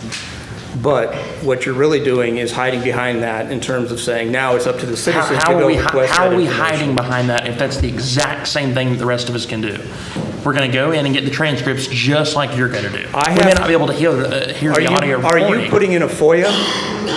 Am I putting in a FOIA? Yeah. If I request information, absolutely. Okay, I is will. this body putting in a FOIA? Is there a record of a FOIA ever being asked from anybody up here? For what incident? Future incidents and the one that happened on here on 29 September last year. If there was, then I'm sure there would be one on the record somewhere, but however, I don't Thank think you anybody for up your here on this indulgence board- and I don't your think anybody attention up to here on this government work, board Mr. has Pepper. requested any of that information. Let me ask you, were you speaking of the 911 board when I asked you, was that the 911 board? There is a 911 board. Was that the board you were talking about? No. The police department does not oversee that, if that's what you're No. referring to. They have their own board. I'm sorry, I was wrong when I said they oversee it, because they don't oversee the. No, I'm referring to the board Citizens or the Review. Citizens Review Board. Okay. That if it's something like this happens in the future, ought to have the authority to look into something like this. Okay. Without having to wait for some ALEA authorization, et cetera. I got you. I wanted to clarify, I just didn't want to have the wrong board. Thank you. I'm sorry, let me get back. The recordings and transcripts are the property of the 911 board.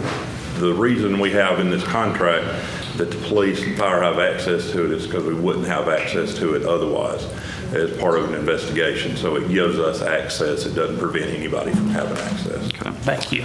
All right, we do have a motion and a second. Is there any discussion? No. Roll call.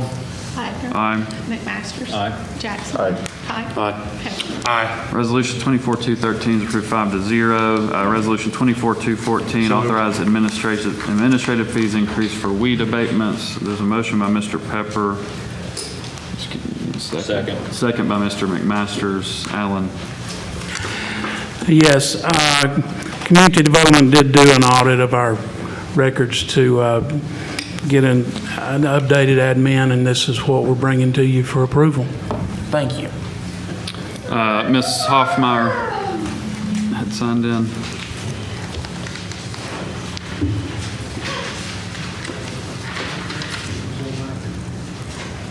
Well, I'm so excited because not only are labor costs going down, but I'm a young lady. I just want to make sure that everybody remembers that. I was a young lady. So this is a 37% increase, which, you know, for those of us who are business people, a 37% increase is something to not just breeze by.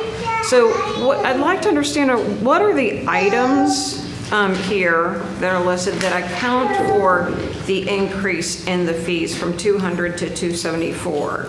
I'm guessing it's not the postage because that's 64 cents. So is it really, do we really have to raise it that high? It seems to me like there's a problem that we need to fix with how we are addressing weed abatements overall. And I think that just raising the cost on the administrative fee is not the most appropriate way to go about it. Maybe there's some efficiency that we could build into our system instead of just looking at a 37% increase. I mean, because, you know, as we talked about, our budget, we've got to be very careful with it, and even though it's charged to the residents, it seems excessive. So when is the last time we increased the? Okay. The majority of the increased cost is around personnel costs that have, I'm sure by the time, whenever this was originally put in place to now, I don't even know what the percentage would be, but it would be very high as far as the actual personnel costs that we have at the city to address those issues. I think raw personnel costs since 2016 alone is up 33%. Just personnel cost with COLA, steps, RSA benefits, et cetera, et cetera. Do we know what other municipalities charge locally or close by that are neighboring cities for this? Anybody? No.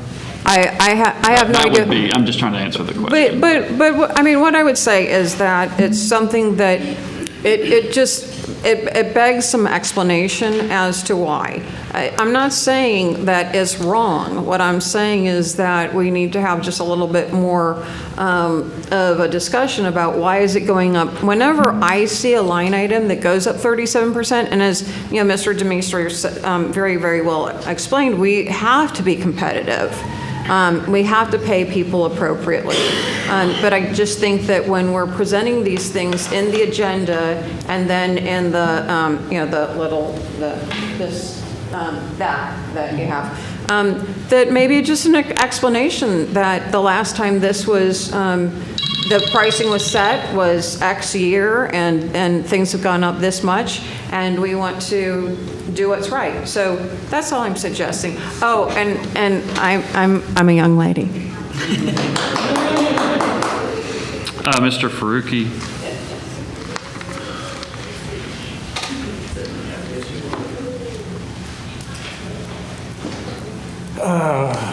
Okay.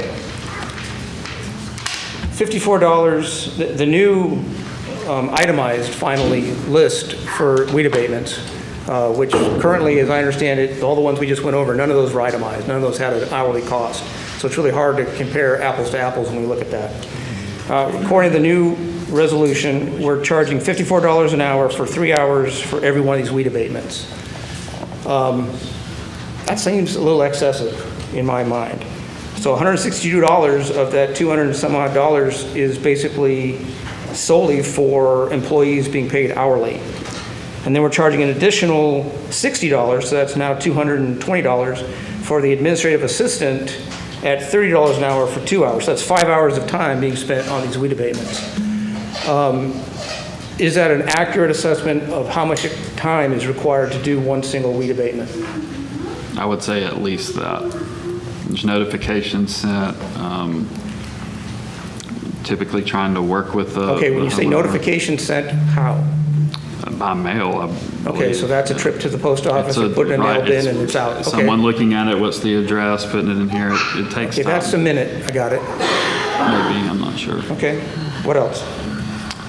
It's just time. I mean, it's administrative costs. It's time that employees take to do those Administrative things. cost is Yeah. a buzzword for, let's not look No, into I how told this should you be it's done. time that employees are taking to take care of all these issues. But we pay our employees hourly to begin with. They have basically a salary for how much they're supposed to be doing. And so the cost, their job their cost is requirements going for- like this, and the cost we have been charging has been going like this.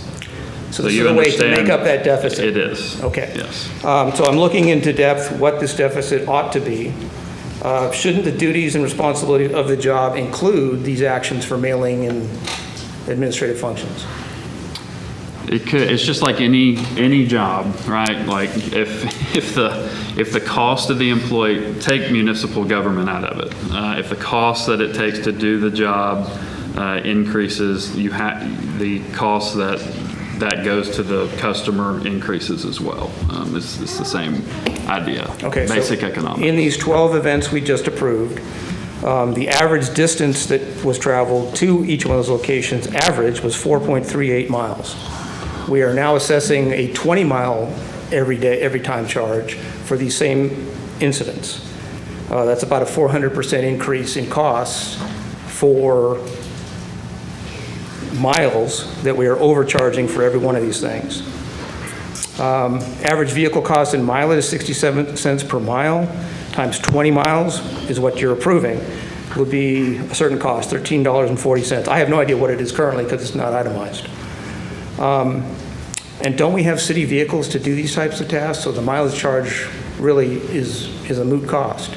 No, it literally is wear and tear and gas on the vehicles. Okay, It's not a and we moot talked cost about at all. gas earlier, about $100,000 this particular month. I think that's what you said. Right. So what I'm looking at is if you add up all the time, all of the mileage that's in here, we could probably build some efficiencies by making a one-trip 50-mile charge to handle all 12 of them in our report here. That would have saved us time, energy, and mileage and reduced the cost to the citizen who has to pay this. I would offer it's not very efficiently run currently. And then the Alabama reg requires those costs to be itemized. Cannot the inspection team visit all the sites in one day, reduce the cost to the city, reduce maintenance costs to the vehicles, and cost to the taxpayer, eliminating waste, fraud, and abuse? Thank you. All right. I would just say there is one way that the citizens that we are charging to mow these weed abatements, there is one way that they avoid all of this: mow their grass. We make 7 or 8 trips to each one of these sites because we work with these individuals, and it's most of the time, it's not that we just catch somebody and we charge them this weed abatement fee. We work with these residents to try to get them, we give them extensions, we work with them to we beg them to mow their grass. This is a last resort. This is a last resort. This is a resort other than taking them to court. And if they went to court, it would be more than this for an administrative fee. It would be a court cost. Yeah. So we work with these individuals to try to get them to cut their grass.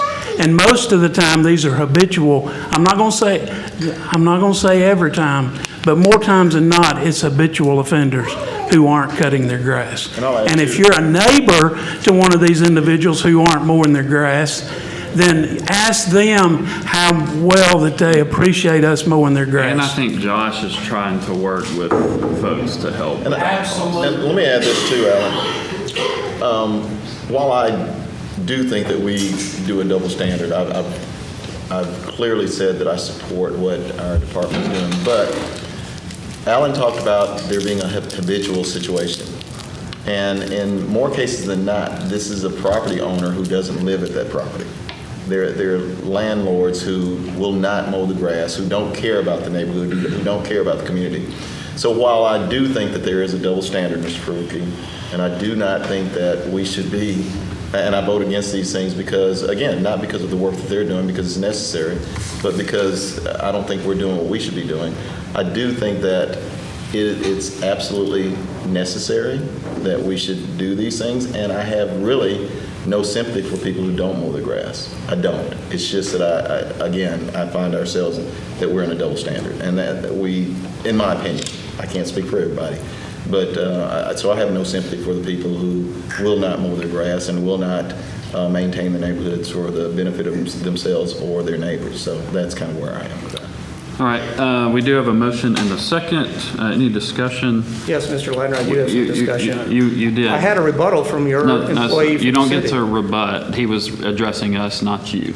Any other discussion? He gets to rebut after a citizen comes Widener. forward and makes a request. McMaster's. Thank you. Jackson. Aye. Pike.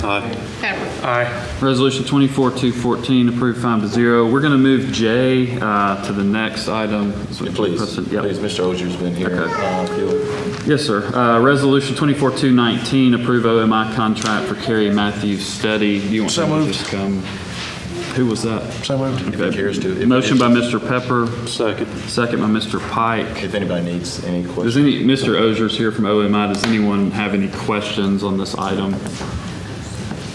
Thank you for being here. Can you give just briefly what's different on what we're doing this time? Just, it doesn't have to be, just give us a little. Yes, sir. My name's Johnny Ozier. I'm with OMI. At Councilman Jackson's request back in the spring, we went to the site, the Kerry Matthews Center, and observed the conditions. And the question is, can the floor slabs be remediated, repaired? What can be done to avoid, as I understand it, tearing down the walls or maybe total demolition of the building? And our cursory review at that time showed, as was presented to us, that the load-bearing walls do not appear to have settled. It's the floor slabs and the non-load-bearing walls have settled significantly, especially in the gym. So the objective of this study is to look with more sophisticated equipment than is typically used in this part of the state, to look at the strength of the soils to see if there's some way to repair, in my mind, replace the gym floor, and how that can be designed to avoid the original requirement from 2 or 3 years ago, helical piers, and then see if there's some way to repair the floor slabs and the non-load-bearing walls. So what I'm looking at is using some equipment that's typically used along the coast where the soils are much softer, so that we, so that we can look and see if those soils are strong enough and see if we can develop a repair that avoids the demolition of the walls. Questions? Any questions there? Thank you for being here, and thanks for the explanation. Thank you. Yeah. All right, we do have a motion and a second. Any discussion? Roll call. Widener. Aye. McMaster's. Aye. Jackson. Aye. Pike. Aye. Pepper. Aye. Resolution 24-219 is approved 5-0. Resolution 24-215, award bid number 24030 for PVC pipe and fittings to American Pipe and Supply, being the lowest responsible bidder. Second. Motion by Mr. Pepper, second by Mr. McMasters. Any discussion? Roll call. Widener. Aye. McMaster's. Aye. Jackson. Aye. Pike. Pepper. Aye. Resolution 24-215 is approved 5-0. Resolution 24-216, award bid number 240 to Auto Body and Paint Repair Body Shop, being the one respondent. Motion by Mr. Pepper. Second. Second by Mr. Pike. Any discussion? Roll call. Widener. Aye. McMaster's. Aye. Jackson. Aye. Pike. Pepper. Aye. Resolution 24-216, approved 5-0. Resolution 24-217, award bid for electrical service to Perry Company. Motion by Mr. Pepper. Second. Second by Mr. Pike. Any discussion? Roll call. Widener. Aye. McMaster's. Aye. Jackson. Aye. Pike. Pepper. Aye. Resolution 24-217 is approved 5-0. Resolution 24-218, award bid for Everyday Sunshine Park to JB&L being the lowest responsible bidder. Motion by Mr. Pepper. Second. Second by Mr. Pike. Alan, is this just kind of the This is the site work? excavation plan. Okay. Yes.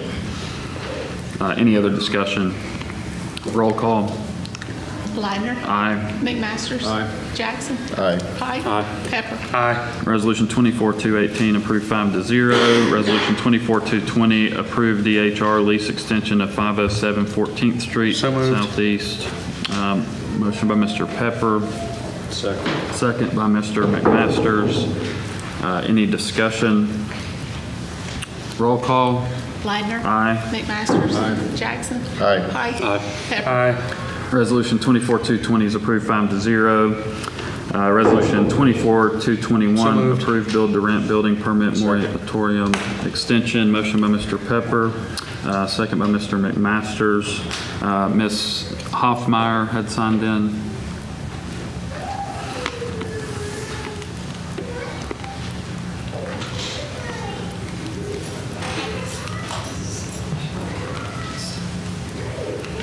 So, let me get myself organized before we start the timer here.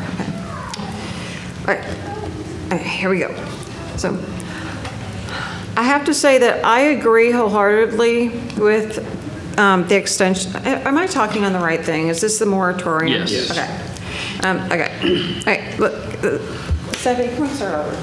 I got you. Thanks.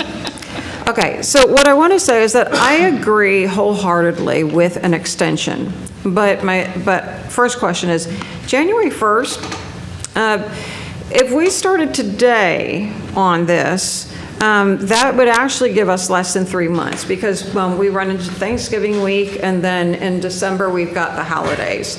And what we know from the resolution in the third paragraph is that, oh goodness, thank you, is that the planning department has been greatly understaffed for months, affecting the ability to analyze and develop appropriate regulations related to this subject in a timely manner. So this is a chicken and egg kind of situation. And I love chickens and I love eggs.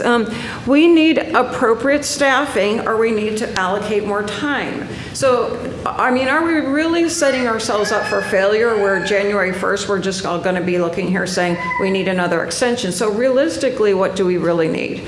And then what I'd also like to say is that this is bigger than the moratorium proposed on the build to rent.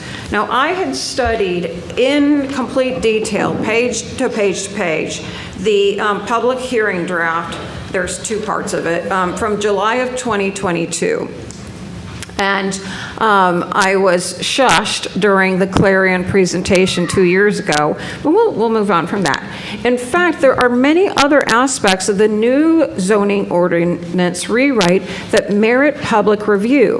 While there was apparently a community review event held in May by the Planning Commission, there was paltry community engagement. So I've been keeping up on this process as best as possible with, you guys know things have been going on, and entirely missed any announcement of the May event. And so I can imagine if I missed it, that other people did as well. There are numerous ambiguities and gaps in residents' needs in the current rewrite. One event will not suffice for the public to really understand what we are looking at. We need real stakeholder engagement and education. Our city is already rife with tension. We need a well-planned and executed community engagement and education initiative, not just a single event. This current rewrite, as it stands, has the potential to pit neighbor against neighbor and serve to increase tensions. Many cultural nuances of our city's demographics are not considered in this rewrite. So I would just ask, my ask of you today is twofold. Extend the moratorium unless staffing is increased so that they'd be able to get it done in time. And also, this is what we do And so reach out, you guys know how to reach me. Accept my offer to help with Equitable Community Engagement Initiative, and let's make sure that the public knows what's going on. So that's all I had to say. Oh, where did he go? Thank you. Mr. Faruqi. Did I sign in for Resolution J? Yes, and when we moved it, I missed it, and I apologize. All right, let me go first off on this current one, then I'd ask to go back to the second one. That's fine. It has been approved, but yes. Okay. Build to rent, I approve everything, and I applaud Ms. Hoffmeyer's read on what needs to be done in the future. Has everybody read that? Mr. Pepper, I know you're paying attention. Did you read the moratorium resolution? You're talking about the rewrite. Okay. What magic event will transpire between now and 1 January to make it supportable to permit, all of a sudden, build to rent houses? I actually would support it now, but I believe it would be further research into what other communities have done. This is a very new product in the country, really. It's growing really fast, so I think the hesitation from the council the first 2 times was just trying to get an understanding of how it would impact the city, residents around it. So I think it's just what Ms. Hoffmeyer said, and actually I voted for the extension last time, and the reason I did is I thought Mr. Jackson made a valid point, which is the same one that Ms. Hoffmeyer made, which is the staffing issue did not allow Tommy, at that time it was just Tommy, now we've got one other person, to really dig into it. So my expectation is that between now and whenever we do something on this issue, there's been new staff available or time to do appropriate research and come up with something that makes sense. Okay, and I applaud all the effort Tommy's done in that effort. I want to make a statement to that effect. But so what is the Planning Commission or that body that is boarded to do this? What are they coming up with to support or deny this type of thing? Yeah, they've done some work on it. I can't speak to the detail, but again, looking at what other municipalities have done that has worked or not worked, and try to, just like any other issue, try to see if it can work here, and if it can't, and if it can, put regulations around it, guidelines, maybe for certain zoning or whatever, but or maybe there can only be a certain density associated with it, but it may have its own zoning. There's all kind of things they would look at. They are involved in that process along with the planning department. They would have to approve something like that to go into effect. So they're involved in that. The last time I met with the mayor and Mr. Shaw in their office upstairs, they were talking, the reason we haven't gotten through a line-by-line where we sit on the Decatur 1 plan is because we're doing this rewrite. I have seen nothing in open forum, board, communication, and commission publicly available to have a discussion on what is going on with that rewrite. It's a mysterious, it's almost like a chief's plan in a vacuum that's being developed. I think it's different than that in that the chief's plan is the chief's plan. He came up with that. He worked with others to do that. He's implementing it. It's really, we didn't approve it. What's different with the zoning rewrite is we will have to vote on that. It's very different from my perspective. Right. So there will be public discussion. There will be further, I got you. There will be further ability for you to make comments, suggestions for us to consider or not. And we'll go from there, but it's very different than that. Councilman, we had an open forum here in May. It's publicized, it's been on the website. So. But I understand it is a big deal, as Ms. Hoffmeyer says, as I think is your point. I think it's important that we have further discussion around the zoning rewrite, both from the Planning Commission's perspective, our perspective, citizen feedback. We're going to do that. It has taken a long time, but it is a big deal. Most people don't realize that, and we appreciate those that do, because it affects everyone. I mean, all of us live in some sort of zoning, and those things are going to change. somewhat drastically and hopefully for the better. We needed a new zoning ordinance, and we want to make it better and work for everybody. So. The actual moratorium statement in there, that the city council includes a moratorium on, quote, similar in nature single-family residence/developments. The planning department understaffing is not a new problem. We're now waiting for the zoning ordinance rewrite before we go forward. Just like the towing ordinance, new laws need to be unambiguous, that they cannot be misunderstood. It is unclear how one determines not to permit a development based on what constitutes a build-to-rent versus a normal build. They look exactly the same. Yeah, one of my, and I think you can probably go back to the meeting on YouTube or whatever back when we first did this. There was a lot of citizens here with comments. And my concern is if it's, you could build single-family residential neighborhood and whatever, if you have the right zoning today, every one of those owners, or one owner, one person could go buy every one of them and rent them. That's perfectly allowable. It happens in every city. We have some whole streets in the city that are rented single-family homes. So my hesitation was some of what you're saying, although I don't know if our end is the same, but was just, this is kind of how it works when somebody can build housing on appropriate zoning. They can be rented or not. So your point is valid. My question was, how's the building department even going to know when they're issuing a permit? That could change. The person could say, yeah, I'm going to build a single family home, or 20. Or a pickleball court. Whatever. Yeah. Well, if that was allowed in the zoning, I guess, probably not in residential lots. But anyway, I hear you, and that is very hard to enforce, but I think the idea was if it's intended to be build to rent from a build to rent developer, that we would put a halt on that. I barely supported it the first time. I really barely supported it the second time.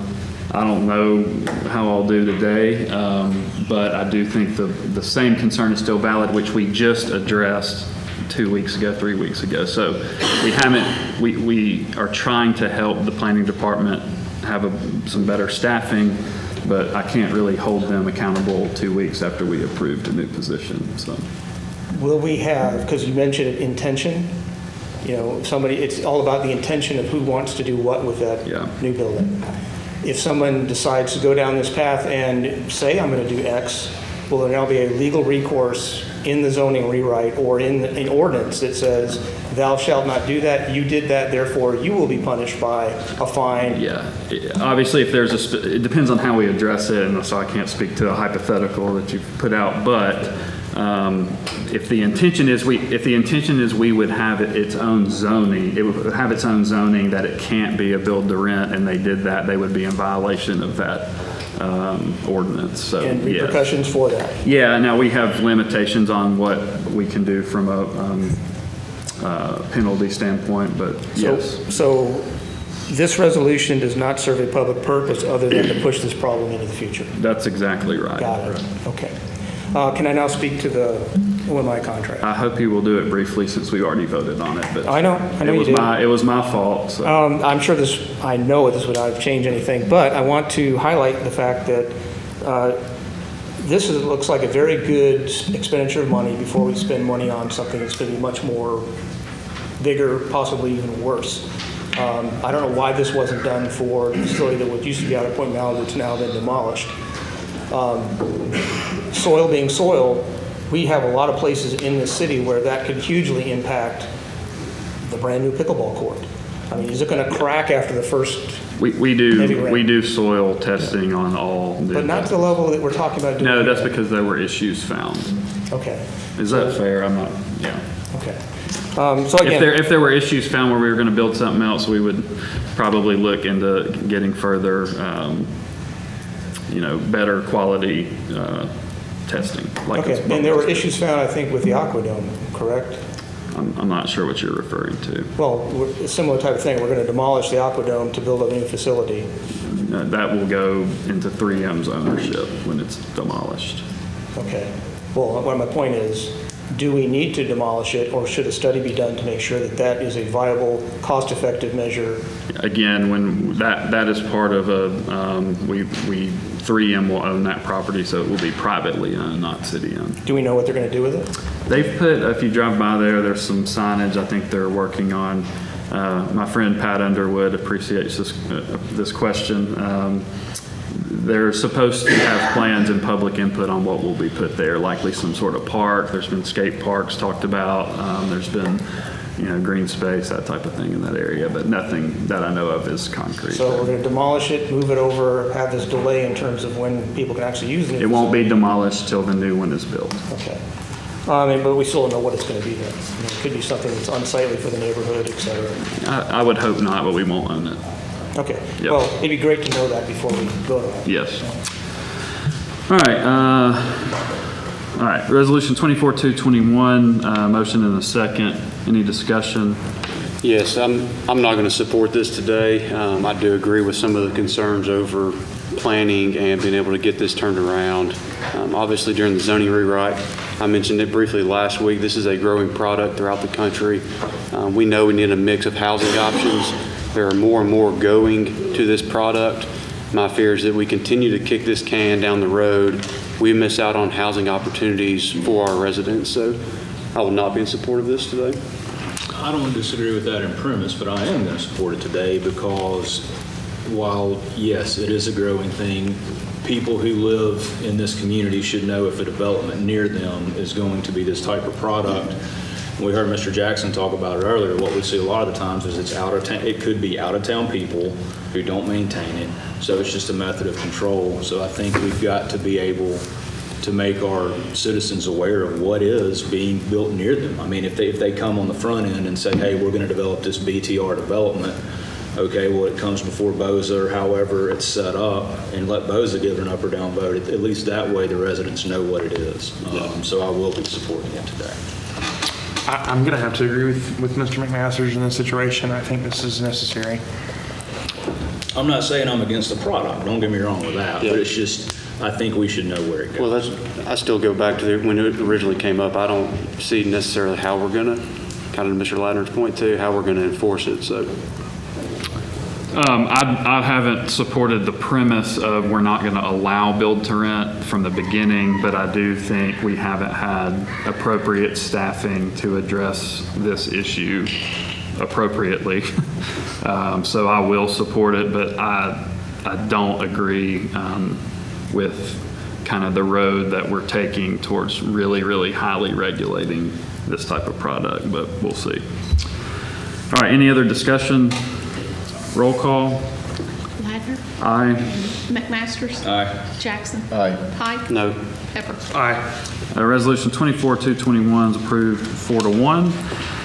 Resolution 24-223, accept reconnecting community grant from Federal Highway Administration. I know some people had signed in on the other. We did not table that. We removed it, but I know we're almost to the public comment. If y'all would like to address that at that time, that will work, but it's not an agenda item anymore. So, Alan?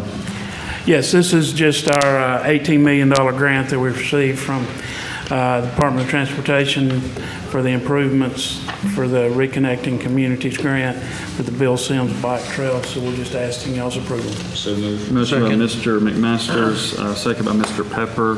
Ms. Hoffmeyer?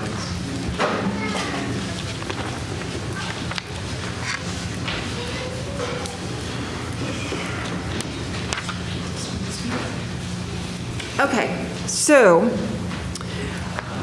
what I'd like to say here today is, kudos to community development. Mr. Stover and others have clearly put extensive effort into this great grant effort. And so I have no objections to this resolution per se. I am only asking for equity and addressing needs throughout our city. So this is not a new topic. So my question again is to the councilmen and our mayor.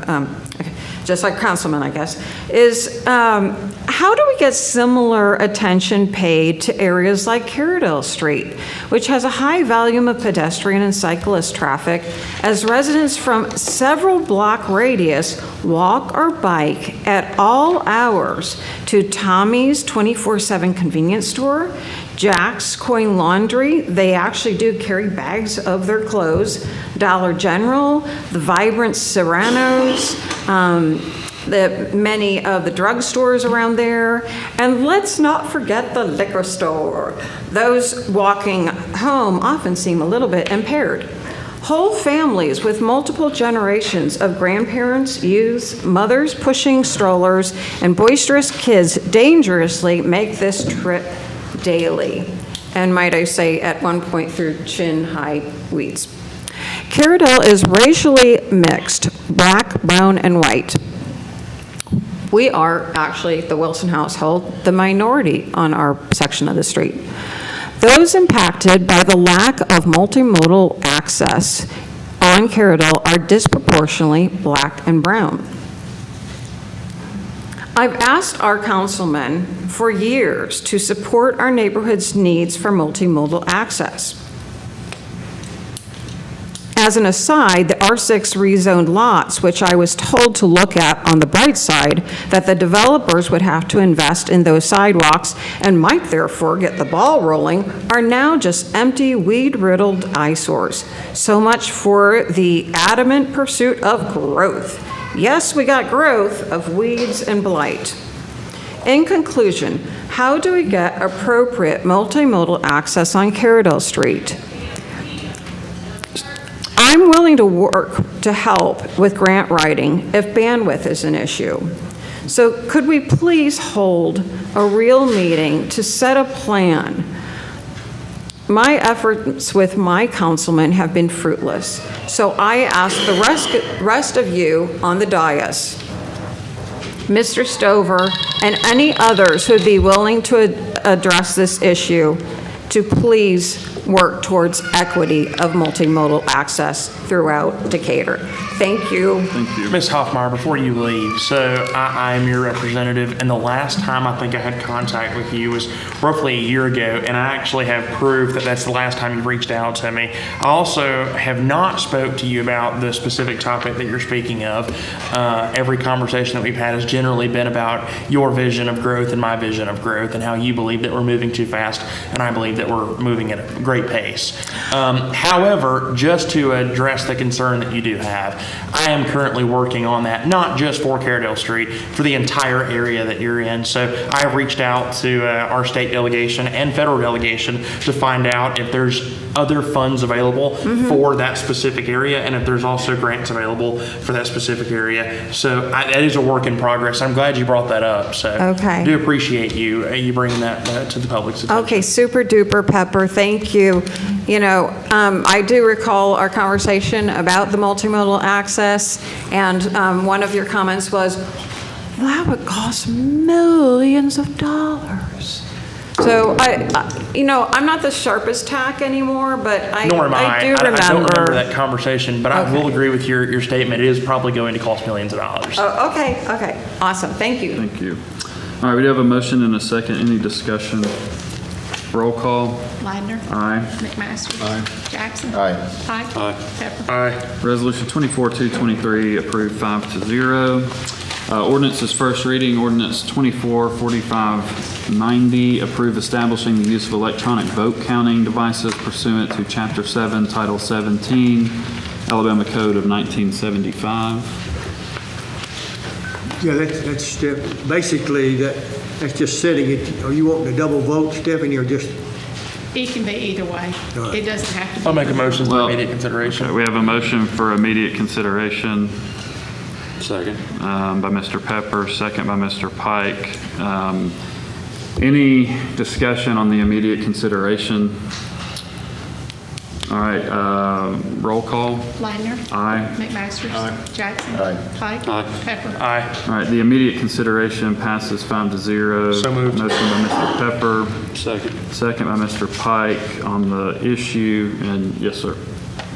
I signed up. You did. I took the immediate consideration vote first, and now it's time for the ordinance. What's the impact of the immediate consideration? We are about to vote on the item. Okay, so if we had not done that, what would have been the course of action? 2 weeks from today. Okay. Well, actually, we are off next week, so it'd been 3 weeks from today. Okay, and we can't have that. We are. We're not. No, we are voting. That's what we just did. No, I got that, but we can't wait, so we got to do this now. It mandates electronic balloting. I don't know, how many of you have ever had to vote out of state? Anybody here? Out of state? Yeah, like when you're deployed to a foreign zone, you have to No, put in I've a ballot. absentee voted, but no, I've not voted out of state. Okay. I have. And is there anything in this ordinance? Well, first question, why is it an ordinance versus a resolution? Herman. Because that's what the law requires, state law. It's all, once again, it's all done by state law.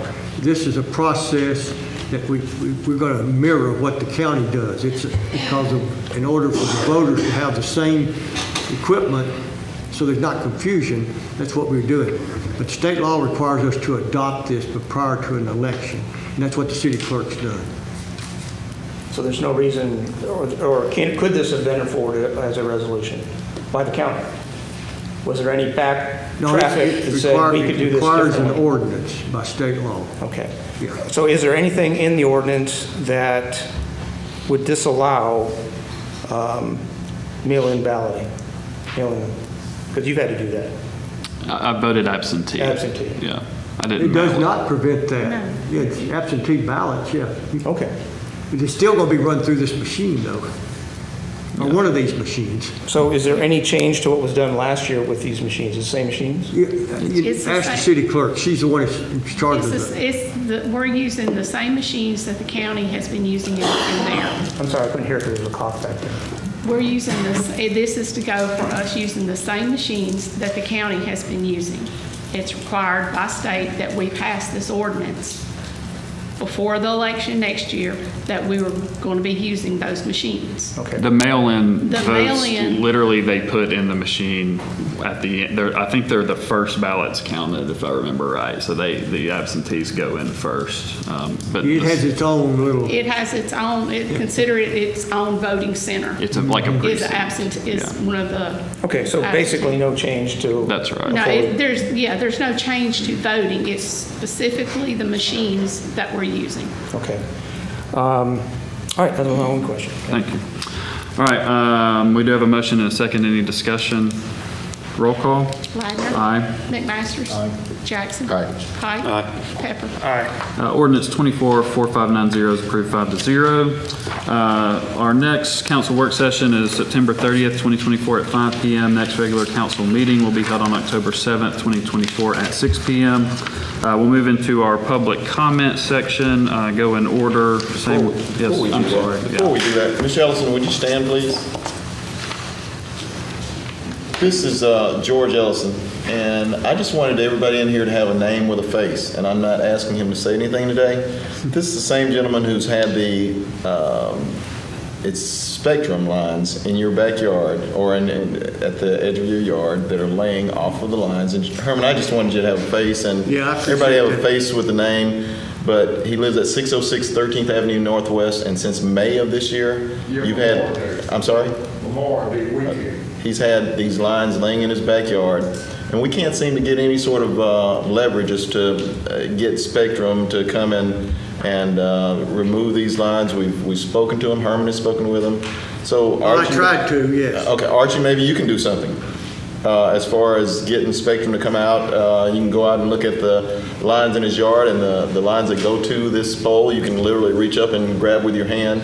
And we're just not getting any sort of leverage with this. And I just wanted everybody to know who he is. And if he has something to say, he might have something. He might want to say something. But again, we've dealt with this for quite some time now, and it's just one of those situations that we don't want in our yard, and just ask that we've spoken of it here in this meeting, and just ask that we try to expedite this. We've not given up.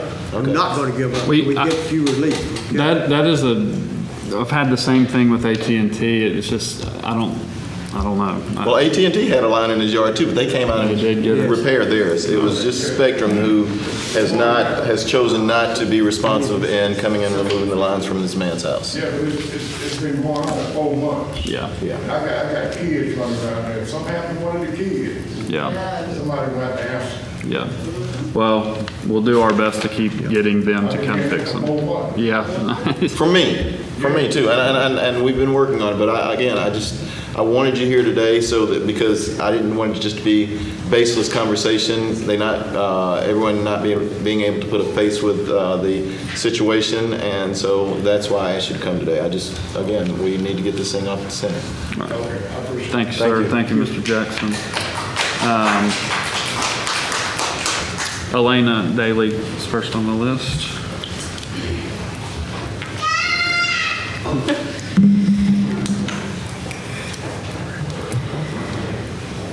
Terrorists.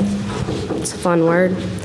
I haven't been here since the racist messages were posted all throughout the city, and I watched 2 different councilmen come from 2 different sides to offer to help. However, this city still seemed to slip back into the same old ways, same old for the last 2 months. The one councilman who came out to help for re-election purposes went back to spreading the same racist propaganda that sparked these extreme groups in the first place. Would you call the Steve Perkins movement an extreme group? I want an answer. Pause, please. Not that I've experienced. At all. No. Right. I'm glad that you guys say that now. Mayor Tab Bowling, I know you're not here, you're never here, but you wrote on me with the elevator and my son earlier, but you have me blocked on both Facebook accounts, so I have to come here to speak with you instead, and yet you still don't stay. I could have chose to bombard you in the elevator earlier, but I had my child with me. Just like every parent and adult can do at most times is respect the presence of a child. We both acted accordingly. We rode in the elevator with you, and even though I wanted to cuss you up, down, and sideways, my kid was there. We were both respectful. You even asked for his name as if you don't have your cronies on Facebook posting pictures of him already, so like you didn't know his name. Same way that night shift, the night on December 21st, was outside of your house and your grandchildren and your daughter were there. And when your daughter came out with your grandchildren, we went silent. We had no idea that your grandkids were there on August 23rd, so I'm here to say for myself, because I was there, I am so sorry to the 9-year-old and to the 6-year-old who were scared. I am so sorry that you haven't been explained this process yet. I am so sorry that your parents and your grandparents have convinced you that we are evil people. We just want justice for Ivani, who is the same age as one of you. We want justice for Steve. We want to be able to exercise our First Amendment rights without being called dumb, ignorant, criminal, or terrorists. Instead of blaming everyone else, maybe if this council, because none of you are innocent except Billy Jackson at this point, and Jacob Ladner's getting on his way there, and this mayor would have fired the man who lied against a constituent and continued to allow his force to make false arrests back in October, November, December, January, February, March, April, May, June, or July, we wouldn't still be here. This public is allowed to speak at any point of this meeting, even during work sessions. I understand decorum is important. I ask when I let my pit bulls out before they go outside that they sit and they stay before I open the door, because decorum is important. However, we have followed all the rules since last year regarding protests. Most of us have regarded the rules regarding this dais. But I don't understand why you wouldn't want to hear from constituents during agenda meetings or agenda items in a work session, especially if one of those agenda items pertained to a person's home that wanted to speak on the agenda item. McMasters. So if you love Jacob so much and how he is able to always say the right thing, maybe follow in his footsteps and do the right things when it comes to those meetings when it's left in your hands. This is my last point. Also, if the mayor would like to blame anyone for what is going on in Decatur, I'm standing right here.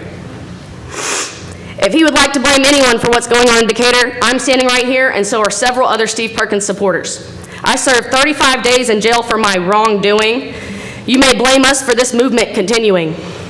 You may blame us for the city tensions remaining high. You may blame us for holding DPD accountable. Mayor and council, you may blame us because when it comes to this city, we continue to care outside of rumors and division. The mayor has got to go. And you got it right, Jacob. And the rest of you need to get on board. If you're going to negotiate an early retirement, you've already retired. If you're going to announce 2 years beforehand, you've already retired, you've retired. So, this is now all of your fault. Put peer pressure on his butt. You continue to tell us that you have no say in things, yet the Third Friday 3 were released after Todd Pinion said he would get those charges dismissed. And Todd Pinion is still y'all's fault as well. Todd Pinion does not deserve a raise. He deserves a pink slip. Justice for Steve Perkins. Thank you. Mr. Faruqi.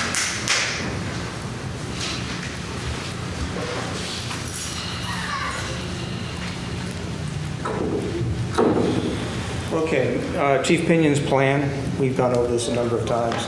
We still haven't gotten any updates in terms of what is the status on that plan. This body has the responsibility, I'm looking at you, Mr. McMasters, unless you decide that you don't want to do this job anymore, to ask the question of the chief, what are the timelines, what are the milestones for achievement of his plan? Now, you're all looking at the budget right now. The question I've got for you, is this plan part of the budget? Yes. Okay. So is there an increase in his budget to accomplish this task? Yes. Okay. More money for this man who has demonstrated poor leadership is a bad use of funds is something you should not encourage. Thank you for nodding your head in affirmative. Last week at the work session... Can I ask you a question? I'm not done yet. Just let him... Last week at the work session, you were in charge, and your statement to me or to the audience was, the work session is not for the citizens, it's for the council.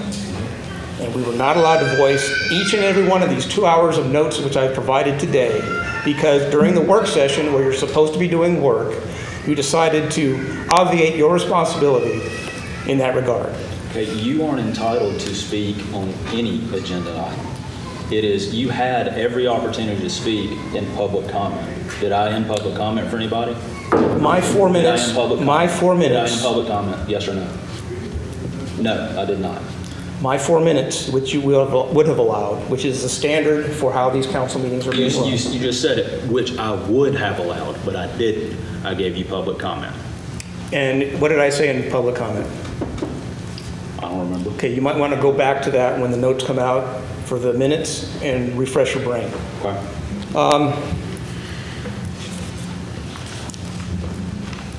Disappointment, gentlemen, disappointment. Point Mallard lost a bunch of money. Do we know why? Honestly, Point Mallard is, you're talking about the aquatic center? No. Or as a whole? Well, as a whole, as I understand it. The aquatic center is typically break even is a good year for the aquatic center, at least as of, since I've been paying attention, 10 plus years probably. Very much predicated on weather. Yeah, it's kind of a loss leader type thing. Like I would think. Loss leader like a hot dog at Costco? Somewhat. It's a tourism, it's a quality of life. You know, most of our parks, our recreation centers don't make money. Yep. But they're an Neither opportunity. does the old state bank, that doesn't make any money. Right, they're an opportunity to bring people here to enjoy and spend money here and maybe live here, so. Okay, so I established that we are going to fund the Chiefs plan at 100%, and that additional cost will be brought to bear for the citizens of our city. And then I would suggest that maybe the reason we have a cost overrun with the park, as I understand it, there's a board, the Parks and Rec Board had a meeting, and at that meeting I discovered that city employees are allowed discount access, or actually free access to the park. Is that correct? Okay. I wish that was the solution to make Point Mallard profitable. It is not, but I hear you. That is, if that were the solution, that's an easy answer. But that's well, it's one bite at a time. Yeah, that's no cost to the city either, though. Yeah, it's no cost at all because unless we're not adding people, unless the park is completely saturated, that's golf course, that's swimming, that's any activity that we have out there. Unless it's completely saturated and completely full, then the staff is still going to be there. So if someone goes into the aquatic center for free, that they ordinarily wouldn't go because there's still only a 75% occupancy, then they still go in because they would not ordinarily do that. They go in and they buy all the stuff in the concession stand. So actually it's a win for us because the staff's still going to be the same. You don't change, I mean, we're not losing anything there. It's a benefit for our employees, and it's something that we've used as a benefit for decades now that hadn't really cost us anything. How many man-hours does the police department get for the 3 to 5 officers that you see routinely in the parking lot at Point Mallard? Now, that would be a situation that you would have to discuss with the police chief, because if they're assigned there, I mean, are they there? Are they overtime? No, that's primarily SROs. So the SROs, they're in school from August until May, and then primarily they station them out at Point Mallard to deal with public interjection. So, because they're paid throughout the year, right? So that's where they're primarily stationed throughout the summer. Is Point Mallard. Okay. So, might be an opportunity maybe to put some of the guys who are paid hourly to say, hey, take a couple days off here, buddy. All right. Suzanne Johnson.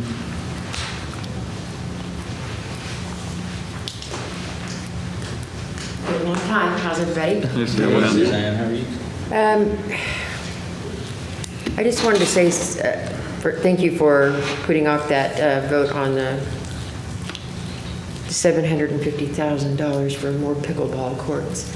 I also wanted to state that, sorry, he's not here to hear this because he really should be. If you're going to, resign, then you should resign. You shouldn't partially do it. You should do it, either commit or don't, but do one or the other. I hold the distinguishing honor of being the longest person blocked by our mayor on Facebook. I have been blocked from him on Facebook since his second day of office in the first term. He rarely likes what I have to say, and this is not going to be any different. You work for the city. We are the city. These good people, they're the city. They are your employer, Mr. Mayor. I'd like to just remind you of that when you choose to block them on Facebook and when you choose to step out and leave your obligation to remain here for citizen input at these meetings. And I hope that some of you up here on this council will try to remind him of that he is still an employee of this city at $106,000 a year, that he owes this city and these people his attention during these meetings, and that if we can give him 6, 7, 8 years of our time to foul us up, the least that he could do is give us our 3 minutes. Thanks, Suzanne. Sue.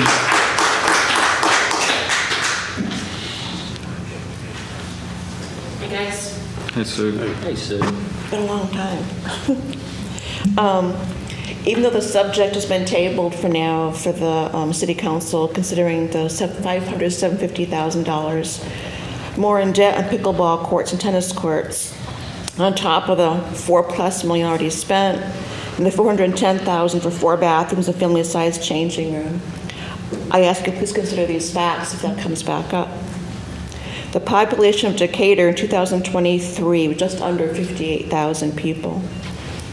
13.9%, or approximately 8,120 people here in Decatur, are living at or below national poverty level, just currently $15,060 for a single person, $31,200 for a family of 4. Census does not include our homeless community and those who do not live permanently at a residence, those living in motels, staying with friends, etc. An address of First Tree on the right does not count for census. An address of room number 3 to hotel is not included in census. Living on a friend's couch is not counted in census. Homeless census is 1 day a year, counted always in January. Putting aside the fact that our community population of unhoused is increasing on a regular basis, many due to evictions due to rising rent and stagnant income with lack of affordable housing, here are more facts to please consider. Median rent in Decatur is $1,250 per month for a place where you or I would consider living. This, of course, does not take into consideration all the slumlord properties, and we have many in Decatur, that have no heat, no AC, maybe rat infested. I've been in several of these properties myself, and I can say I think I'd rather live in a tent. Rents in these less than desirable housing opportunities are substantially lower, with good reason. $1,250 per month may be affordable housing to some, but it certainly isn't to those living already below poverty. 12.2%, or approximately 7,076 people, of our citizens have no health care. Most of these residents do not have transportation. Cars are expensive. Car insurance has doubled, and gas, well, you wouldn't even go towards the gas. NARCOG is not reliable, regular public transportation. A 24-hour in advance reservation is needed. There's no transportation on weekends or before 8 or after 5 during the week. Many citizens cannot afford their groceries or utilities, and evictions are on the rise.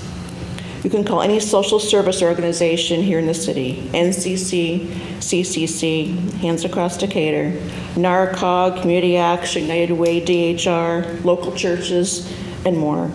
And they will tell you the exact same thing. People cannot afford to live. They cannot afford the basics. They cannot care less about pickleball or tennis when they can't afford to feed their families.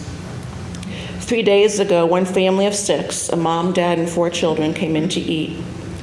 They had not eaten in quite a while, and the dad was obviously embarrassed to come in and ask for help. They were made to feel welcome. We fed them a hot meal until they were full. We also made sure they left with enough food for hopefully a week. They are new face of homeless. And by the way, the father does have a job. 17 newly homeless individuals presented to our day shelter in the past 2 weeks, all due to eviction, and unable to afford their rent increases while their take-home income and fixed income remains the same. Most have gone on to live with family members while they figure things out. And Hunter, before you say just get a job, they all have jobs. Many per day requesting assistance for rent. We get 3 to 4 phone calls a day asking for rent. We don't have the funds, and most of the community doesn't have the funds either. These are single folks, families, and senior citizens. I'm a voice for those in Decatur who feel they don't have a voice and feel snubbed. The people I see and serve every single day here in Decatur do live in Decatur, most born and raised here. However, because they live in the poor side of town or unhoused, they feel not considered to have a voice. They do not feel heard, they do not feel seen, because many times they are not. I ask you, please be their ear. Listen to what our underserved and poverty-stricken in Decatur need, like transportation and affordable housing. Isn't tennis or pickleball or a beautiful 1 mile of 6th Avenue to give a good first impression for potential newcomers. Many citizens could be helped with that money. Most have lived here all their lives. So just wrap up. Yep. I haven't been here in a while. I've got time to make up. It's about done. Our study's about residents, not those just with disposable income. Utilities, groceries, and rent are all up. Health care does not exist for many, and instead, our citizens simply die. We can close our eyes to the real problem in our city and pretend that everything's wonderful, but it's not. What if the new people fall on hard times? Will they be hidden in plain sight as well? For us to come together, we need all residents to have a voice and be recognized. I ask that our entire city be taken into consideration before again spending $5 million on frivolous projects at the pickleball court as an example. Over 14% of our residents don't know where the next meal is coming from.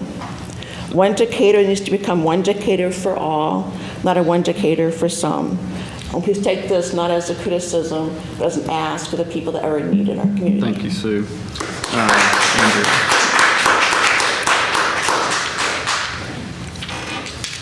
I'll try to make this very short.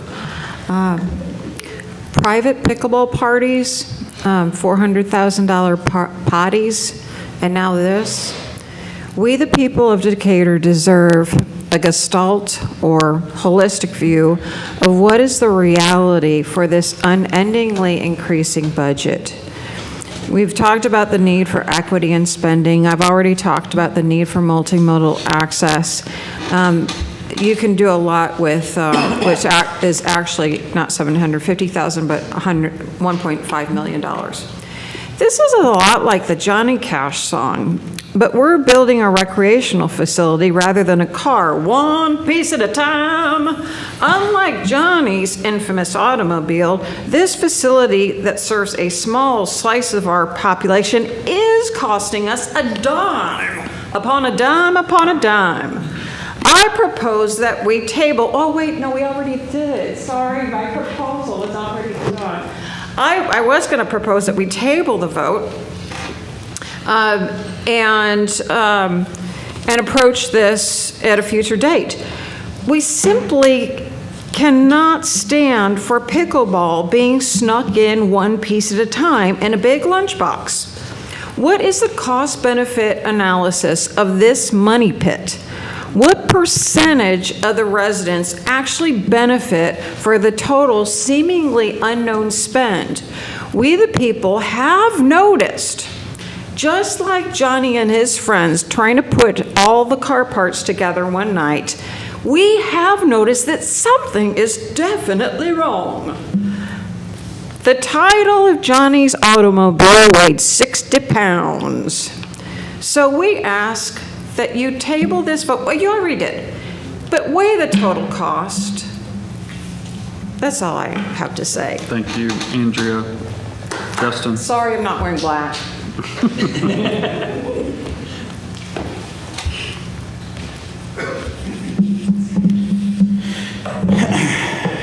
Good evening, everybody. I got to change what I got to say because the mayor's not here. I'll start off with Mr. Pepper. You spoke, yes, you had spoke to Mr. Green about transparency and your frustration with it, correct? Okay, so who asked you to watch the body camera footage? I'm not at liberty to comment on that situation as I'm under a gag order as we speak. So is that transparency on your part? No, there's a judge that would put me in jail. Okay, well, there's a legally binding document That's with the correct. city of Decatur that requires Mr. Green not to give you the information you were requesting, which is just as legally binding as your court order, correct? Correct? I'm not going to answer your question. Mr. Attorney? Is it legally bound? He the shared non-disclosure? he shared the reason he can't answer your question. It's non-disclosure, correct?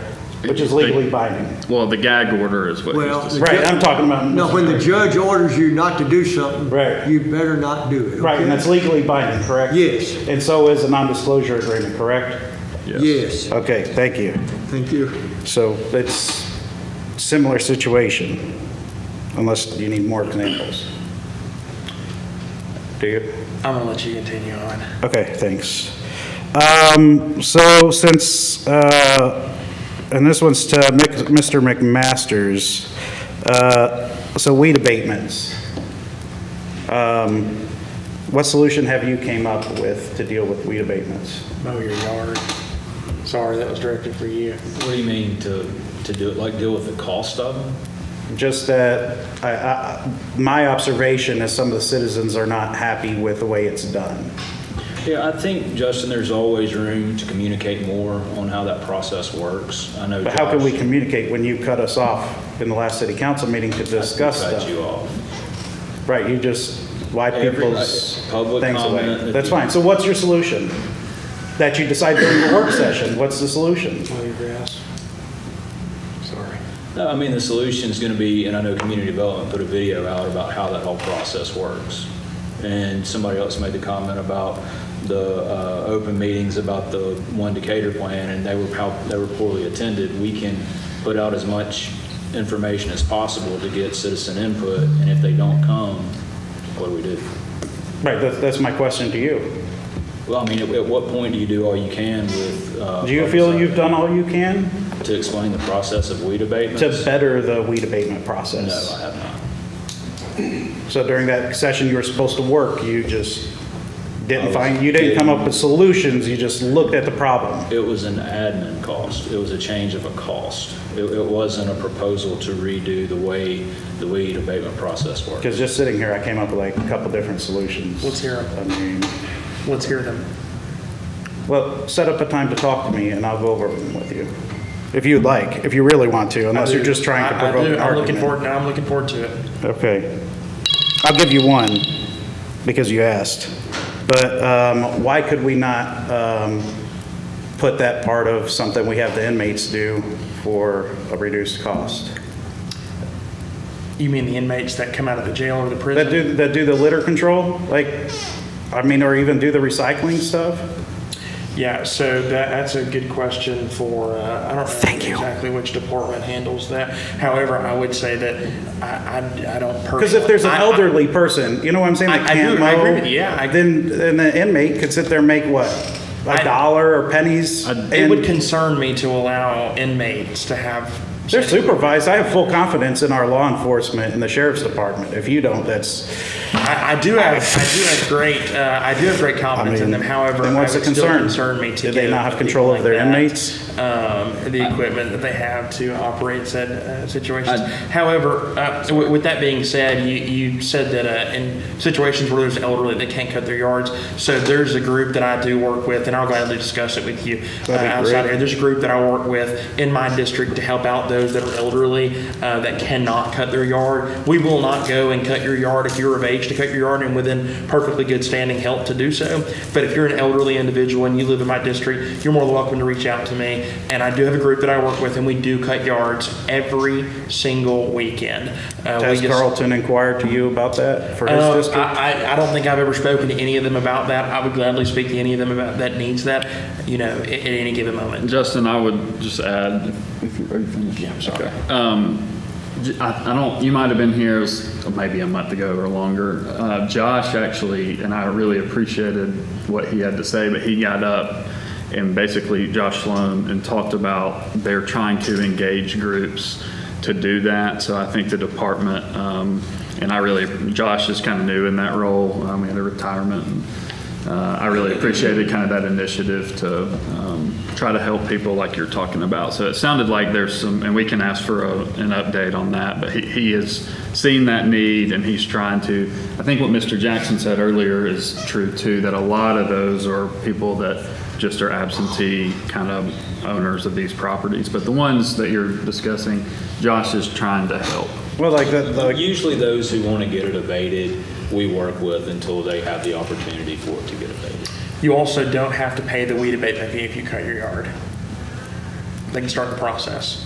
But I was just saying for like cost and stuff, like the $200 or whatever, like if we had the inmates do it, it would reduce it.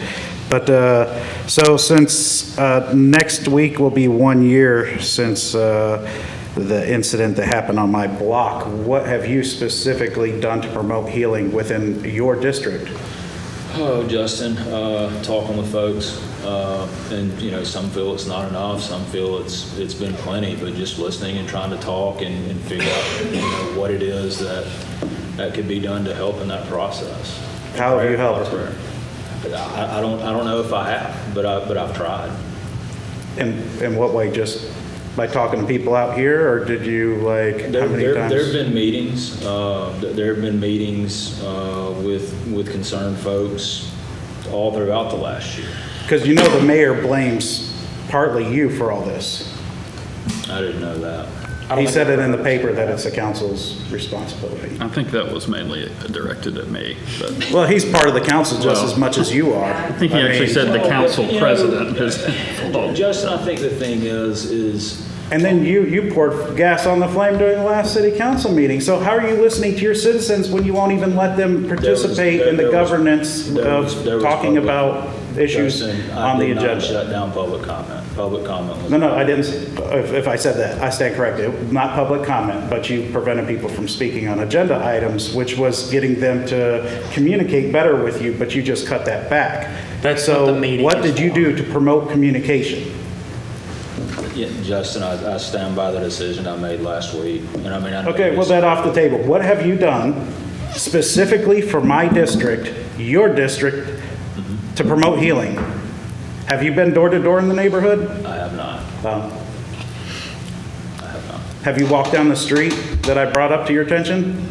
Not since you brought it to my attention, no, but I had Carl look at it though. Just like you had him look at the ditch too. Did it flood? Justin? Yes, it did. If you can wrap up. Okay, that's fine. Okay, thank you. Anything else from council? All right, we will stand adjourned, thanks. Will Edwards, he's with Spectrum Government Affairs. He said what did you say, 613? All right, I sent it to him. He said thanks for letting him know, and he sent it to the field team. We'll see.